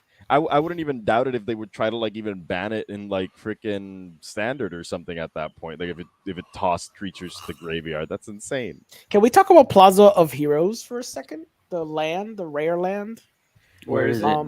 It's a little bit up next to Karn. But how about we talk about protect the negotiators? It's freaking Oh. blue white counter spell that gives you a body. Because don't the like problem it, is at worst it will literally But it's counter pretty nothing. good. At worst it will literally counter nothing. I Like mean, you, more like well, actually, never mind. Yeah, Counter target That's spell really unless sad. controller pays 1 for each creature you control. exactly. So literally at worst, if you have no creatures and you don't kick it, you pay 2, and he's gonna look at you and be like, okay, yeah. I'm gonna keep playing my Okay. spell, right? Like Plaza of Heroes. people talked about the card and they said the only way you can get away with this card if it's the player actively choosing not to pay 0, because they can just play 0 and then keep playing the spell. They would have to actively say to you, I don't want to play 0, please counter my spell, please. Okay. And that's never gonna happen. So Plaza of Heroes is cool because I saw someone on YouTube talking about this card for EDH purposes, and he was essentially saying that this is as good, if not better, than Command Tower. So the idea behind it is that for you can cast your commander, and you will always be mana fixed for one of the mana that the commander cost. Mhm. Once your commander is in play, then you can use any of those manas, any of the color identity, which means any of the colors from your actual deck. But you can only choose the one. You can only choose one when you're casting. And all those 2 abilities already make it very good and very strong. But then this card actually has one of the few ways to protect your commander in a land that isn't sorcery Mhm. speed, because this one is actually at instant speed. So it's like essentially an auto include in EDH basically Yeah. forever. The only Hell way yeah, it's I kind of agree. sucky if it's like maybe a 4 or 5 color deck, or if your commander has color identity issues, meaning like say Kenrith. Like if you have a Kenrith deck, this card would be trash for your Kenrith deck because you will always be producing white only. So it wouldn't be that good. Mhm. Yeah. But if it actually on the If it's the for mana cost- Joda, exactly, if it's for Joda, then this thing is mega solid because it will produce all the colors. Yeah. I don't know why I'm So- saying that. Also, Karn. Living So Legacy. I'm a little underwhelmed with him, but So I it don't says think he's terrible. -1. It says -1. That's like Yeah. because okay, Yeah, the Karn Living negative one is Legacy. It's a kinda 4 weird. mana Planeswalker, legendary Planeswalker Karn, and to 4 loyalty. His +1 creates a tapped Power Stone token that can just add a colorless mana. No, but it's But can it's can be spent to cast a non-artifact spell. Okay, never mind. I'm kind of off of Karn now. This mana Is like can't Yeah. be the spent to negative cast one is a like the non-artifact reason spell. why, Yeah. because you pay any amount of mana and look at that many cards and put one in the hand and the rest of the bottom at Yeah. random order. Mhm. That's where I was like, "Oh, that's cool," but if like the +1 creates a conditional mana rock, Yeah, no. no. Yeah, this is just for artifact decks. It's just Mhm. not gonna be good for This is anything just for else. artifact Even then, decks. I mean, I guess Osgir wouldn't. My Osgir specifically wouldn't probably run this, but I would maybe run it in Urza because of the ulti, because it's a win con. Mm-hmm. I'm already going to be producing so many artifacts already that there might Yeah. be a way to just loop the untap artifacts or something and just burn yeah, someone out. Mm-hmm. if you literally get Icon Scepter, Exacto. That could be something where like the ulti combined with my Urza deck, it could be done. But I agree with you that it's not as strong as other as other cards. I'm sorry, I definitely. want to talk about Conscripts. Go. So Cult Conscript is a 1 mana 2/1 creature skeleton warrior and enters the battlefield tapped. You pay 1 and a black and return Cult Conscript from your graveyard to the battlefield. Activate this ability only if a non skeleton creature died this turn under your control. There are now six creatures that have this type of ability. I am running five of them, if I'm not mistaken. Awesome. Because this one hasn't been released yet. Exactly. Yes, exactly. Exactly. Actually, I'm not. No, I'm not running one of them, Gutter Bones. Okay. But either way, this one is a really good card for that type of deck. A 1 mana 2/1 creature in black is an aggressive body. It can bring itself back. I like this card a lot. Mhm. Yeah. Yeah, There's one of not the much cards else that to say. one of Yeah, the cards that I really was just really intrigued fun. was in Inscribed Tablet. It I was like really Inscribed interesting deck. when I read it. Yeah. It's really good. It's a 1 drop that costs 1. You sacrifice it, reveal the top 5 cards of your library. You can put a land from among them into your hand, and the rest on the bottom of your library. But the bottom of your library in random order. But if you did not put anything, you can just draw a card. So in theory, let's say I would not say in commander purposes, but in standard that you do get like you do get mana flooded a lot. Hmm. This card can help you out, even though if you reveal 5 lands, you just removed 5 lands from the top of your library. Yeah. I So like it for my Urza deck. in standard purposes, oh no, for your yeah, everything is good for Urza. Uh, No, but I also think it's really nice that it's the kind of card if like like at least I run into this problem a lot in which like once a lot of my decks reach a certain amount of mana, I like seriously do not need any more mana. Please stop giving I me agree. mana, deck. So you just keep removing cards from the top, and once you're at that point in which you just don't need to like get more lands onto the battlefield, you can just Hmm. draw the card. Mhm. I think it's fantastic, honestly. Do you think Phoenix Chick is gonna see play Phoenix chick, hold Hell on, yeah, in what mono kind red. of Phoenix chick? in mono red? Yeah, It can't block. It has flying and it has haste. it's a Oh 1 hell 1, yeah, and if it hell yeah! attacks, It's if Whenever a you you attack with attack. 3 or more, you it's can a play one red, haste flyer. and That's it. yeah, I know, but it comes into play with a +1 counter tapped and attacking already. Hmm. Yeah, When you return it. when you do the other ability, like Yeah, yeah, Mhm. yeah, Oh yeah, this is gonna be that's a C play, great card. obviously. That's a Yeah. fantastic card. Yes. We already spoke about the Swarm Lord. Let's Yeah. go ahead and continue going Oh, it up. looks so cool though. Let's talk about that enchantment, Temporary Lockdown. Yeah. It's a 1 and 2 well, white enchantment. That says when Temporary Lockdown enters the battlefield, exile each non-land permanent with mana value 2 or less until Temporary Lockdown leaves the battlefield. This is the card that you put into your deck when like, oh, everyone in my play group suddenly started playing CEDH. You just make a whole deck that revolves around looking for temporary lockdown, and you watch them all suffer.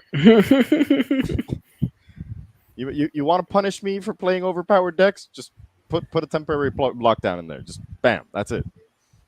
Or against like a token deck, it's like, oh, you're fucked then. Hmm. Oh yeah, yeah, Yeah, token yeah. decks. Wow, I actually didn't think about tokens. I was just thinking about the fact that, like, again, dropping this in a CDH table would just cripple like almost Yeah, everybody on the table. everybody, yeah. Oh yeah, All the Like, early it ramp and would all really. the you're advantage. taking Yeah. someone from like comboing off with Dockside Extortionist on a future turn. Yeah. You're just, there's so much. There's like a list I of need to get this cards. card. I need to get this card because I'm gonna probably run it in Gen Arcanon Weaver. So you start going off with a Ooh, I don't even permanent, know what and I Gen can is, but just that sounds great. Gen is a 1 red, white, and black, so 3 mana, red, white, black, for the Oh, three the three with sacrifices the enchantments. yes. So I can Yes. Okay, sacrifice an enchantment in play, bring the temporary lockdown from my graveyard into play, and stop your combo or stop your shit. Is like, that's oh, insane. Oh God, That's Gross. insane. I I don't love like. it. that's I I don't love gross. like it. people I instant love it. stopping. I speed. don't like people stopping I things. love it. I love it. I Please, mean, it's JP, I gonna be need to see basically you a do it. prison deck, so it's This like is stop this is it, a card. stop everything, This stop. No, stop. this is a card that when you see Orengo playing a lot of like very small artifacts, No, and I you're don't like, like those "Hey things. Orengo, how about we Okay. put them in lockdown?" How about I tear your card up? How about I do that? Delicioso. Wizards, take my money. Take all of it. Take it now. Can we talk about the new Goif? Is it a The new better Goif? Goif or a worse No, Goif? it's The a answer bad is goif. worse. Exactly. Thank you. It's a bad goif. Oh, It's a bad boy. I thought he had multi kicker. He did. He only has a kicker. Yeah, never mind. He only cares Nope. about creatures. Yeah, that's the problem. He only cares about creatures. With creatures, yeah. When I read it like just at a glance, I was like, it's more broken. And then I really read it. I'm like, this is trash. Stronghold Arena is pretty cool though. Mm-hmm. Oh wait, It's like isn't like past Goif like card by types. card types? Yeah. Yeah, it's Which by is card so type. much more powerful. I mean, but It's it's for sorcery, each land, creature. It's already. It's yeah, but already. it's for each card type anyways. I mean, like in a deck like that, you'd probably still be running like more creatures with the purpose of like just smacking face. Yes, then but again, the kicker is blue and white, which is a little weird. Tarmogoyf cares about cards in graveyards. Mm-hmm. Urborg Mhm. Lurgoyf cares about your graveyard. Graveyard. You gotta Yeah, make it in work your for graveyard. yourself. Oh, okay. It's Never so mind. nerfed. I see that now. It's really nerfed. That's So the problem. Yeah. Stronghold Arena. It's 1 and a black enchantment as kicker for green and or a white. Enters the battlefield. You gain 3 life for each time it was kicked. And whenever one or more creatures you control deal combat damage to a player, you may reveal the top card of your library and put that card into your hand. If you do, you lose life equal to its mana value. It's cute. Card. It's a way to make every creature you have a dark confidant. Mm-hmm. If they at least once per turn. Sounds like a great if way they- to kill if- myself, to be honest. Yeah. I really like that. Yeah. The fact that you can kill yourself with it, or like, Oh, wow. let me just like, I'm gonna swing at you with all these Shadow Border Apostles. What, because I tried to combo off earlier and it didn't work? Oh wait, Okay, I got one. So, Weatherlight completed. It's a 2-drop legendary artifact vehicle. It has flying. As long as Weatherlight completed has 4 or more Phyrexius Phyrexius counters on it. It's a Phyrexian creature in addition to its other types. Mhm. Whenever a creature you control dies, put a Phyrexius counter on Weatherlight completed, then draw a card if it has 7 or more Phyrexius counters on it. If it doesn't, then scry 1. It's a 5/5. I love this card, and the fact that it does not have crew makes it much more interesting. Yeah. Because in regards to Shorikai, there's a lot of cards that do give you the power or the ability to make vehicles creatures. Mhm. And then the other part is that is whenever a creature you control dies, you make a lot of tokens in Shurikai, so it can get those counters pretty fast. Yeah. I really do like it, and the fact that if it doesn't have the 7 counters, you can scry. I like it even more because You it's a 2-drop that gives that lets you Tabarax likes scry. this a lot. You You can know, put I it in love the it. Astor too, because Astor is gonna make this have crew one, Exactly. so you can actually activate it. You can cheat it in a way, That is really interesting. I didn't think Oh, about and that. Kotori makes this work too. Yes, true. I Mhm. forgot about that one. Yeah, Kotori gives vehicle Crew too. control 2. Crew 2, exactly. yeah. So that you force the crew on it, and then you can have a I flying love it. 5/5 smacking around. And then when it gets Hmm. the ability, it's a very strong ability too. Yeah. Ooh, so you could I don't know what you're gonna do in turn one, but turn two this, turn three Kotori, top Kotori, make this a 5/5 with vigilance Yep. and lifelink if I'm not mistaken, Yep. Yeah, Yeah. and just swing that five with someone, and it oh yeah. Hmm. It gets pretty stupid pretty quick. Yes, it does. Yeah, it's pretty good, pretty solid card. So it's all fun and games until they've been smacking you with a 5/5 with evasion to the Yep. face every single turn since turn two, and you're Yep. just like, please stop, hold Stop. on. Yeah, I can't even target the damn thing with my creature removal. Wait.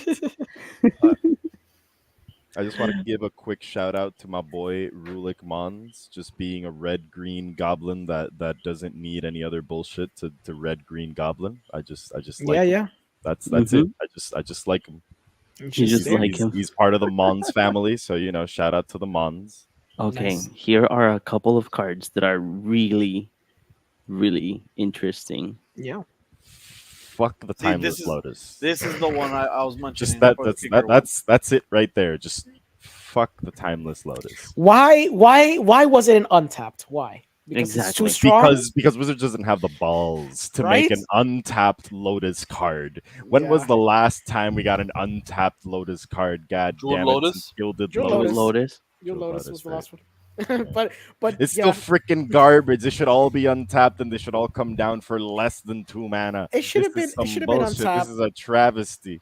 I don't understand. I mean, I understand why it comes tapped. I get it. You can only play this in 5 colors if you're playing Commander. Mhm. That's This is true. garbage. That's true. If Garbage. I'm going to say this, Yeah. if any of you play Karn Silex against me, I just will know play that you should Karn look Silex, it over your period. shoulder for the rest of your life.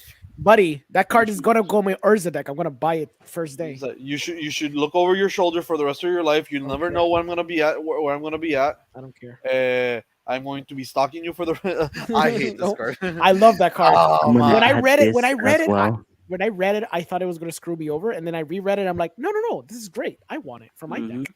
Yeah, Yeah, I I want it agree. for my deck. It's cool. I want This it so bad. literally just Oh, stops a lot of my Yeah. mono black can we stuff. can we take Yeah. can we take a second to just appreciate the like father like son moment Right? for like a Right? second here? Yeah, Like, that's beautiful. Karn, how dare you make a fucking Silex? How how dare you? Like, it was the same tool that your father used to commit genocide. How dare you make a And Silex? he's gonna make all the genocide in EDH tables for years to come. My Oh god. yes. My god. I'm gonna be Yeah. honest with you guys. I do like the Timeless Lotus, even though it comes tapped. I do like it due to the fact that I play 5 color commander. I mean, if you find a way to make it go untap, like with the other the aforementioned Amulet of creature Vigor. or whatever, yeah, there's a way to Whenever make it come whenever untap. someone talks to me about power creep, I'm just gonna show them a picture of Golgoshan Silex and then just Karn Silex on the other side. Yeah, that's true. A stupid common. No. Here, hold on. Let me bring up the mythics. Exactly. You see. Oh man. Is there anything wait a else minute. that you guys want to highlight here?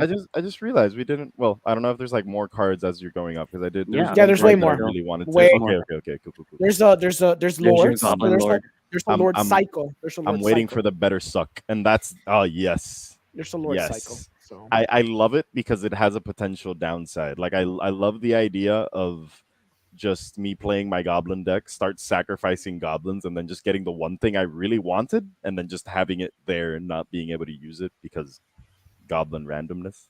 yeah, It's so good though. Like the fact that you can just have an engine to it's really easy to make like a bunch of red mana in goblin decks. Mhm. Especially like, obviously because 90% of goblin decks are going to be Krenko decks. Mhm. Like it's really easy to just go off and make a ton of red mana in Krenko. So I can't wait to just have another piece to You can talk combo about off with. you yeah, can talk about Lagomos. true. Lagomos. One red black. It's a 1/3 human legendary creature, human shaman. Lagomos Hand of Hatred. At the beginning of combat on your turn, create a 2/1 red elemental creature token with trample and haste. Sacrifice the dynamics and step. And you can tap to search your library for a card, put it into your hand, then shuffle. Activate only if 5 or more creatures died this turn, so they don't have to be yours. Mm-hmm. And it doesn't say sorcery speed, which is the sin. Yes. Yes. So in your end step, when you have to sacrifice the dude, you could still hold priority and tap him if 4 other creatures had died. Yeah, you can tutor for stuff. It's solid. I don't know if it's like a commander worthy It's a card. freaking But uncommon. 99 type It's of it's In an the 99 uncommon and is, it's yeah. so much fun. yeah. Oh, what There's does the that guy Jin do? He looks right there. interesting. That Jin makes instants and sorcery cost 1 less. It's I Mm-hmm. solid. like that. I'm gonna get Yeah, myself a Jin. yeah, it's a Now, good choice. what is the? I haven't seen the white blue guy actually. Like It's a I cool actually haven't seen that guy. guy. So he says he's Sten Paranoid Partition. He is white and a blue for a legendary creature, human wizard 2/2. He says, as Stem Paranoid's Partition enters the battlefield, choose a card type other than a creature or land. Spells of you cast of the chosen type cost 1 less to cast.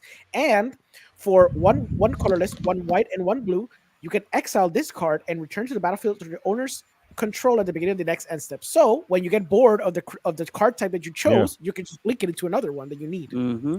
I really like this because I saw like someone in the story they build like the Grand Arbiter deck again. Yeah. And I've been wanting to like make that thing for ages, but I just feel like I don't have the necessary stack speeds to pull it off. But this card for that deck just sounds amazing because it has a lot of cost reducers on top of like the stacks pieces, and being able to switch up like what you're reducing the cost to is insane. It's Like solid. Yeah. wow. All Okay. right, so what else do we got? Anything that you want We to got some highlight of the from here? lords Mahariva. Oh, there's the white card called Anointed Peacemaker. He's interesting. He's in Japanese, so you gotta find the guy with the 2 axes. Oh, Anointed there we go. Peacekeeper Oh, is there he is. 2 colorless and a white. He's a creature or human cleric for a 3/3. As Anointed Peacekeeper enters the battlefield, look at the opponent's hand, then choose any card name. Spells your opponent casts with the chosen name cost 2 more to cast. Active abilities of sources with the chosen name cost 2 more to activate unless they're mana abilities. So I'm gonna play. Oh wait, so it's not as long as he's on the battlefield, right? I believe Yes. so. Wait, let me see. That's what I wanted to check. If it's as long as he's on the battlefield, that's It like does not say that. No. No. But no, but it'll only be active as long as he's there. Because he has to be there. That's oh, okay, yeah, Yeah. I know. I see what you mean now. Okay, See, see. okay. No, but it's like I play that and I look at your hand and then say Urza, so you never have to. It's like, yes, I'm gonna totally Okay. look at your hand for free information, but I'm just gonna name your commander. That's true. Yeah. It's just one of those cards for that. Yeah, it is. It is. Oh Um, God. So the Very rough. silver scrutiny, first I read sliver and I got excited for a second and then I reread it Same and it here. said silver. Yeah. So No, we don't want slivers because I mean- slivers gives the opportunity for Phyrexian slivers, and that sounds terrifying. that sounds Yes, great. that's exactly Yes, what I yes, want. I want to yes. see the Phyrexian slivers. Exactly. Although honestly, I think that See. Phyrexian slivers would literally just be an unstoppable threat, and that would just literally be the end of like the Magic multiverse, at least how it stands. That's So- true. Yeah. But yeah, Ivy it's- though, It's Ivy the Ivy, gleeful the spell thief. No wait, don't go up yet. A friend of mine was talking about this card, and he was talking about the fact that you can copy mutate effects with her. So that's fun. sounds gross. And very Yes. confusing.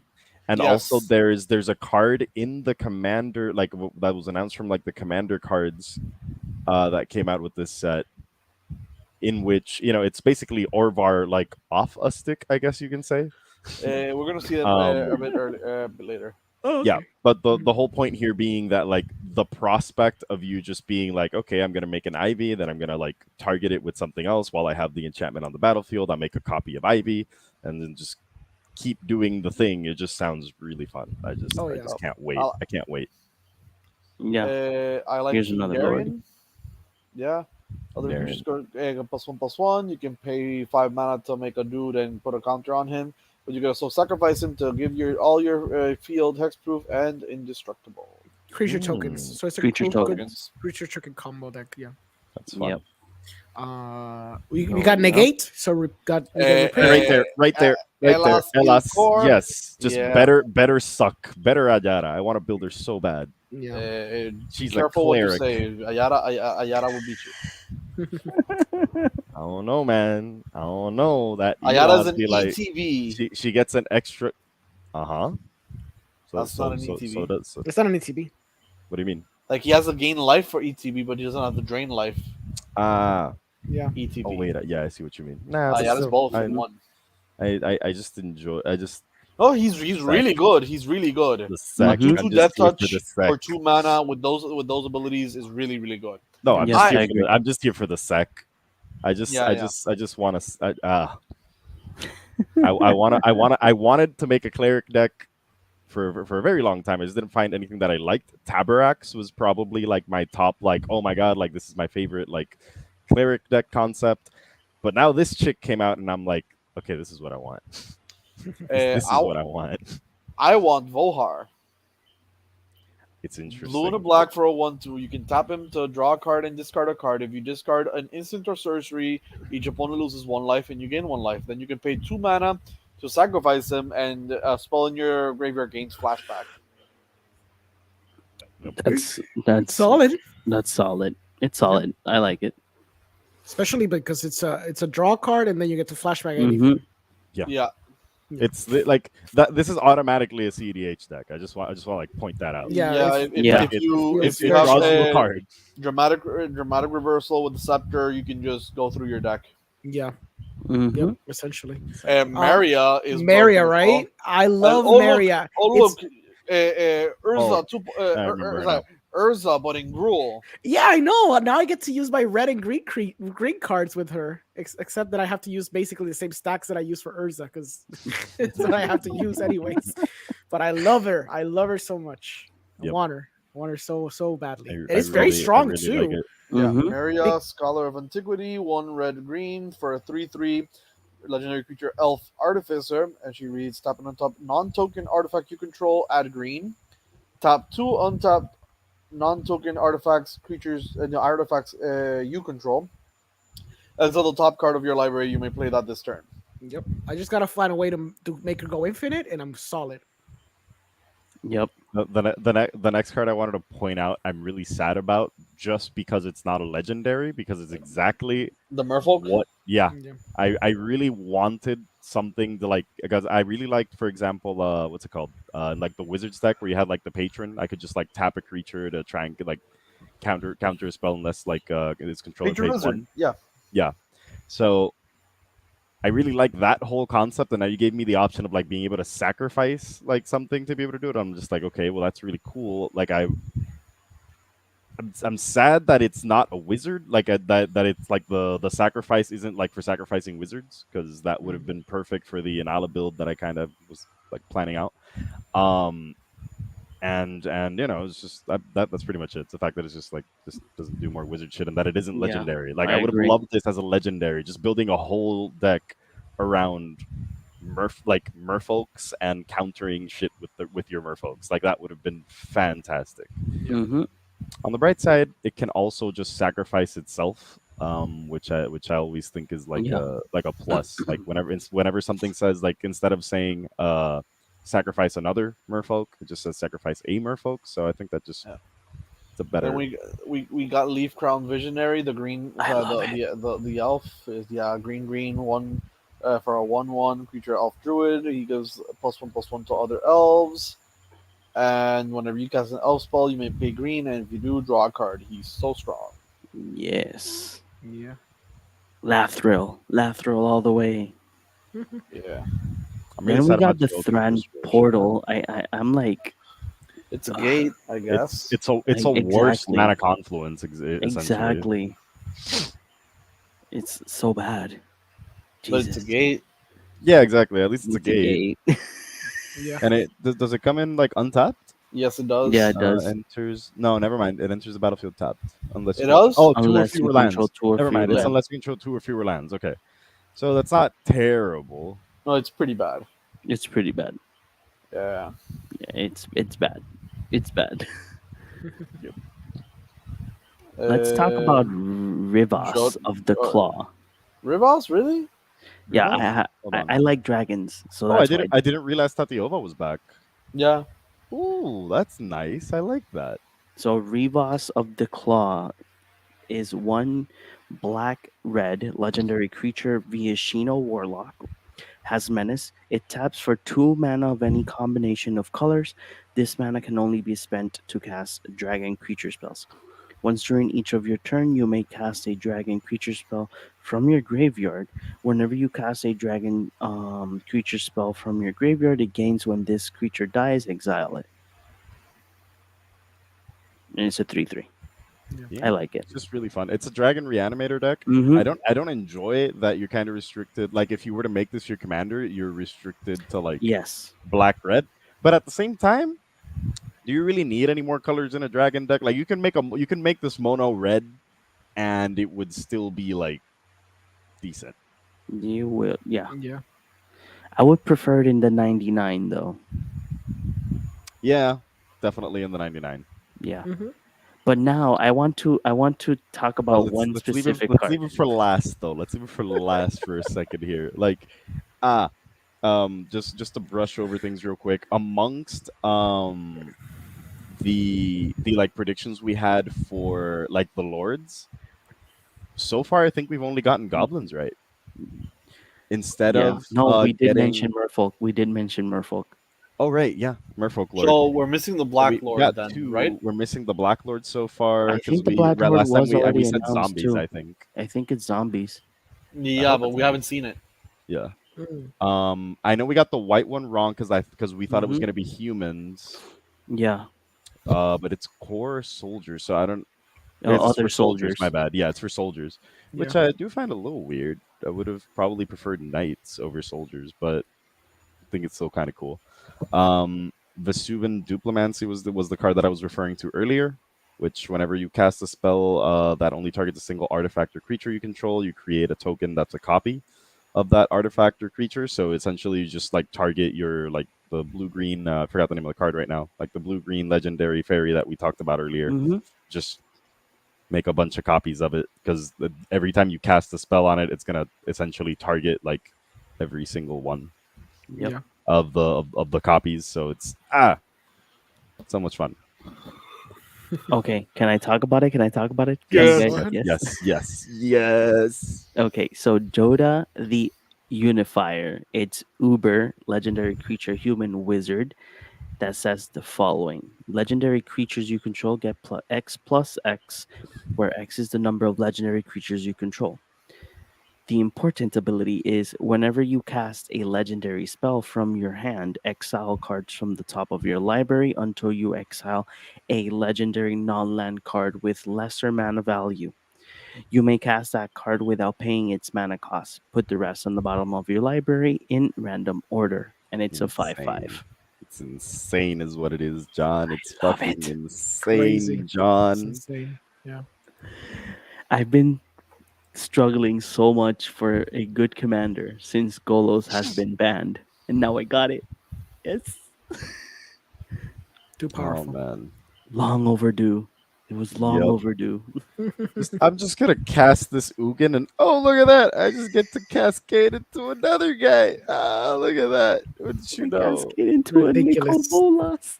Ridiculous. Jesus Christ! Oh, that would be even better. You just cascade from an Ugin into a Nicole Bolas. Is like, oh, he left the meditation realm. Look who's back! Oh Oh, god, yes. oh yes, that's How much beautiful. is wait, it depends on I think Ugin costs 8 7 mana, mana. right? 8. He 8? costs 8. Yeah, he can literally bring like any. I think they both cost 8 anyways. But he Let me can check. bring back No. God Pharaoh. So he can bring back God Dragon Pharaoh, God. Dragon God. Yeah, Yeah. like he- basically all of the relevant Nicole Boluses because that like the original is still pretty strong, but I don't think it's as relevant as like even Dragon God or Oh, it's 8 or mana. God Pharaoh. Yeah. It's 8 mana as well. But the thing is that it says lesser mana Yeah, value. that's what I'm saying. You can get like Dragon God, which like the Mhm. relevance here are essentially Dragon God and God Pharaoh. I mean, like they're the most ridiculous ones. Mhm. Mhm. Yeah. I love it. I love this card. I'm so excited. Yes. Yes, I this want is it so like good. this foil. Oh god. Yes. Stay like stained glass Textured stained glass foil. Textured Yes. stained glass Yes. foil, please. All the money, John. Yes. All the money. All the Just money. give it to Wizards. Just your whole Yes. paycheck right there. Just give it. I Just don't give it mind. to them. I remember when Golos Ooh. was still pretty expensive, and I got to find a pre-release foil for a good price. Was it pre-release? No, no, no. The promo pack foil, because people hate promo pack stamps. Hmm. So Yeah. got it for a good price. So what do you guys think about highlighting from here? Mm, Literally nothing. I just like the yeah. fact that we see the Elder Dragon War as like a saga, but Yeah. that saga is so underwhelming that it's just not even like worth it. No, it's not. Yeah, that's yeah, That's that's it. it. Oh no, That's oh it. no. I can refill my hand for 4 mana. Okay, Yay. guys. It's not even refill it. I can just Let me replace the cards in my let me hand for Yeah. 4 double mana. check if Like, there's anything else that we can talk about, because I do have a question for you guys. Well, there right? we can leave the well, next week we do have the Commander Fan Night. So Yeah. um we can highlight, or we can leave this for for another episode, because there are more things that we can talk about. There is the Secret Layer drop series that was recently announced. There's a lot of Yeah. good sets there. I'm just gonna like like cut it on this one and just be like, this secret layer drop to me, and that's like a personal thing, Hmm. right? Super underwhelming. Like, I don't know. Like, there's not a lot to talk about in it. I'd say. I don't know if you So guys like have any that's not burning what I wanted. opinions. The bigger thing is that I have two questions for all of you. All right. Recently, I think I do. Do I have the post ready? Yeah, I do have it. Recently, we had No. this little conundrum. eBay bought TCG Player.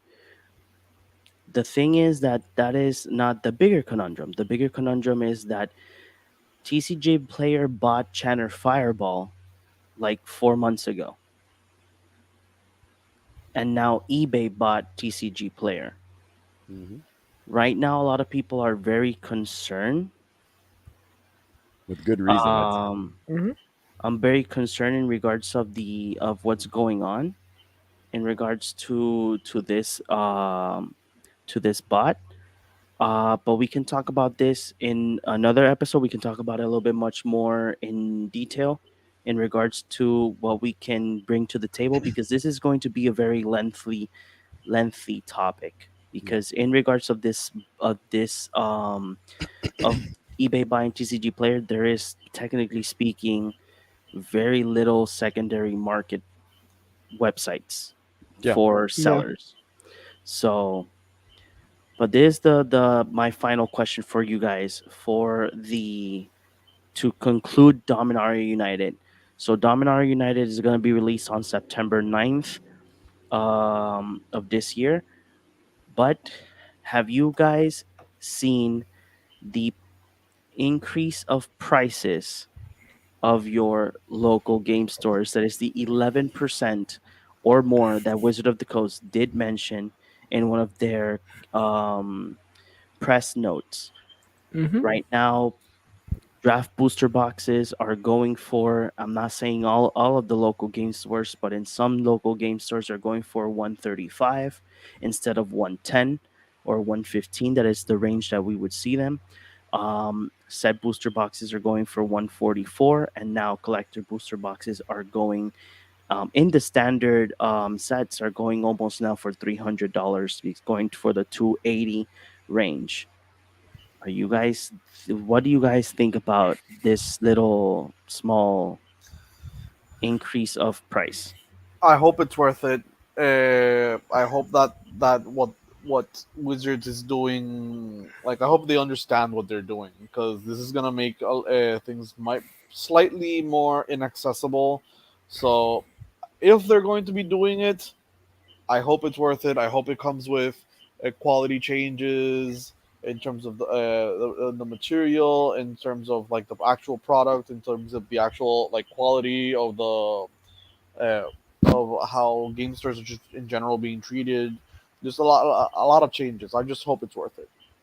For the most part, I am not very keen on it But again, I don't really buy boxes anyways. But I'm not too happy about it. I think this is gonna backfire. This is definitely something that I feel from like a year from now, we're going to see Wizards. I think going back on this price increase. I don't think it's a good idea because I can. They're really pushing the boundaries of what they can get away with the prices increases. We saw it Yeah. in double masters. We've seen it in the last 2 or 3 years. They've slowly been Hmm. creeping up and they've been playtesting price increases for certain things. They sold us one single freaking booster for $100. That didn't work. So what did they do? They sell us 4 boosters for 250, $300 and see where that goes. And then they're just gonna play test this. I don't think this is gonna be one of those times it's gonna work. So I see the first couple of sets being 120 to 150, and then they're gonna pull back and be like, well, we're gonna start giving, I don't know, the Phyrexian sets is gonna be back to like 100 to 120. I think that's what's gonna end up happening. And I think that's gonna happen because people are not gonna buy that many boxes. And I think stores are not gonna pre-order boxes to sell because they're gonna see that the consumers are not gonna buy the boxes. I Mhm. know from LGS's that they still have freaking the midnight hunt, Midnight the Hunt. Yeah. the what I'm was it, the double Baldur's Gate feature. also. Baldur's Gate also. They That's have true. Yeah. Yes, they this people little. still have Baldur's Gate and the double feature sets lingering in the Hmm. back storage of a lot of LGSs. So I don't think they're gonna keep taking that to the face. They're gonna get to a point where they're gonna be like, we might order like, I don't know, 10 boxes and maybe less than that, and they're not gonna order that many, and then there's gonna be a surplus, and then the distributors are gonna be like, WOTC, we can't keep getting these products, and then they're gonna be like, okay, we need to readjust, and they're gonna readjust very quickly because they're all about the growth and the money. They're getting a little Hmm. too greedy, and it's starting to show because I'm not gonna. I was thinking about buying a box, and I'm just not gonna buy a box for this. I'm gonna definitely do it for Brothers War if I see really cool stuff for Urza and artifacts. But if that's not the case either, then I'm gonna skip that one too. Yeah. For myself, I was going to buy boxes, but then I was like, nah, I'm just gonna buy singles. Yeah, there's a couple good stuff I want to buy from this Hmm. set, but I don't want to buy boxes, not for this. So yeah. Not How about like you, Chris? Hmm. I don't know. I don't like. I don't think Wizards is going to go back on like their word on in terms of the price increase because regardless, we are going through like a huge like inflation problem. Like the price increase was bound to happen considering that they like Wizards hasn't had a price increase in like how many years now? Like 5 years, six Yeah, years? but they're doing the price increase due to the issue of having a proper company that makes the cards. Apparently so. We will have to see Exactly. how true this is. Yeah, but again, like the price increase, I'm pretty sure that in part that 11% isn't just due to the fact that there's like someone else like that like printing their stuff. I think it just has to do with the fact that like everything has just gone up in price. I mean, we realistically, I don't think we could have expected Wizards, especially after like this whole inflation like BS going on, um, to keep their prices the same for like another 5 or 10 years. Yes, we could. Yes, We we could could. expect that. I can't Look I at can't look be too look at charitable to this. I, I I can't be think charitable to this company when they print 5 cards at $50. I no, can't be no, no, charitable no. to them. Look, I'm not. It's not from a perspective of being charitable. It's just from a perspective of like how just business works. Like, No. No, I mean, Arizona has been a dollar for years. If they can and handle they've that, already betrayed us. We've already been betrayed. They already went up like a literal cent on their pricing, which again isn't like doesn't sound like a big deal, but they still did it. They nah. still did it. I understand the business side of things, but I mean, this is not like they're building Sony PlayStation 5s. They're just printing cardboard.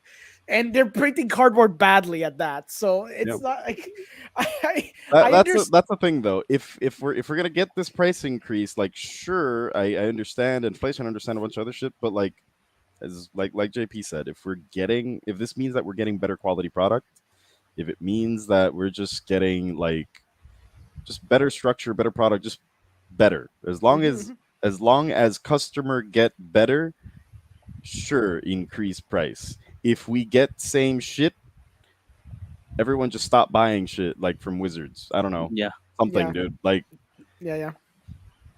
and it just comes back to like the thing that we've repeat like, or at least I've repeated like a billion times like in this podcast, like almost every other episode. Like if we continue saying yes with our wallets, like if you're truly bothered by something that Wizards of the Coast is doing, then stop buying boxes, just buy singles, Hmm. because Hmm. you can't just keep saying yes with your wallet all the That time. Definitely is completely correct. agree. So, guys, that is going to be the end of tonight's podcast. We will see you not next week because I'll tell you guys in a second. But, Chris, where can the people find you? You can sometimes find me on my Twitch, crisscross13. You can, for the most part, find me here in the Cardboard Cave podcast, and I'm usually the one that's like leaving like little replies and little heart reacts in your comments when you guys Hmm. pass by our social media. So just interact with me there. And JP, where can they find you, my guy? Let's look this You way. can Yeah, find that's me really fun. here in the Cardboard Cave podcast. But where can they find you, Alejandro? Hey, you can find me here at the Cardboard Cave Podcast, and you can find me too on my podcast, Cinema Podcast. You can also find me in the Movie Guy whenever we stream. You can also find me in XP Report whenever we stream. You can also find me doing movie reviews in TikTok and TikTok no and Twitter. Although I've been using TikTok recently with John, so that's been fun, delving in TikTok world. Yes. But yeah, John, where can the people find you?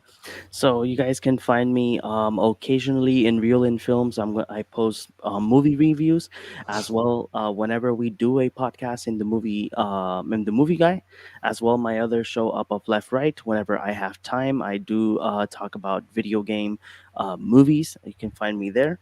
But especially and foremost, you can find me here in the Cardboard Cave podcast, and as well in the Nerdy Basement. I do interviews to directors, actors of different movies. So I do have a couple of upcoming interviews for this next week. So expect more content there in the Nerdy Basement.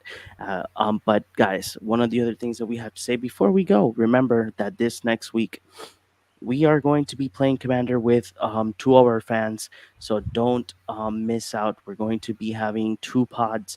It's going to be us against our fans, so don't miss it out. It's going to be next week's Wednesday, and as well, Alter Sleeves, guys. Our affiliated link and our code are on the top. Just use them like that you can support us here at the Cardboard Cave, and our merchandise store as well is linked on the top. So we will see you in the next one. Bye bye.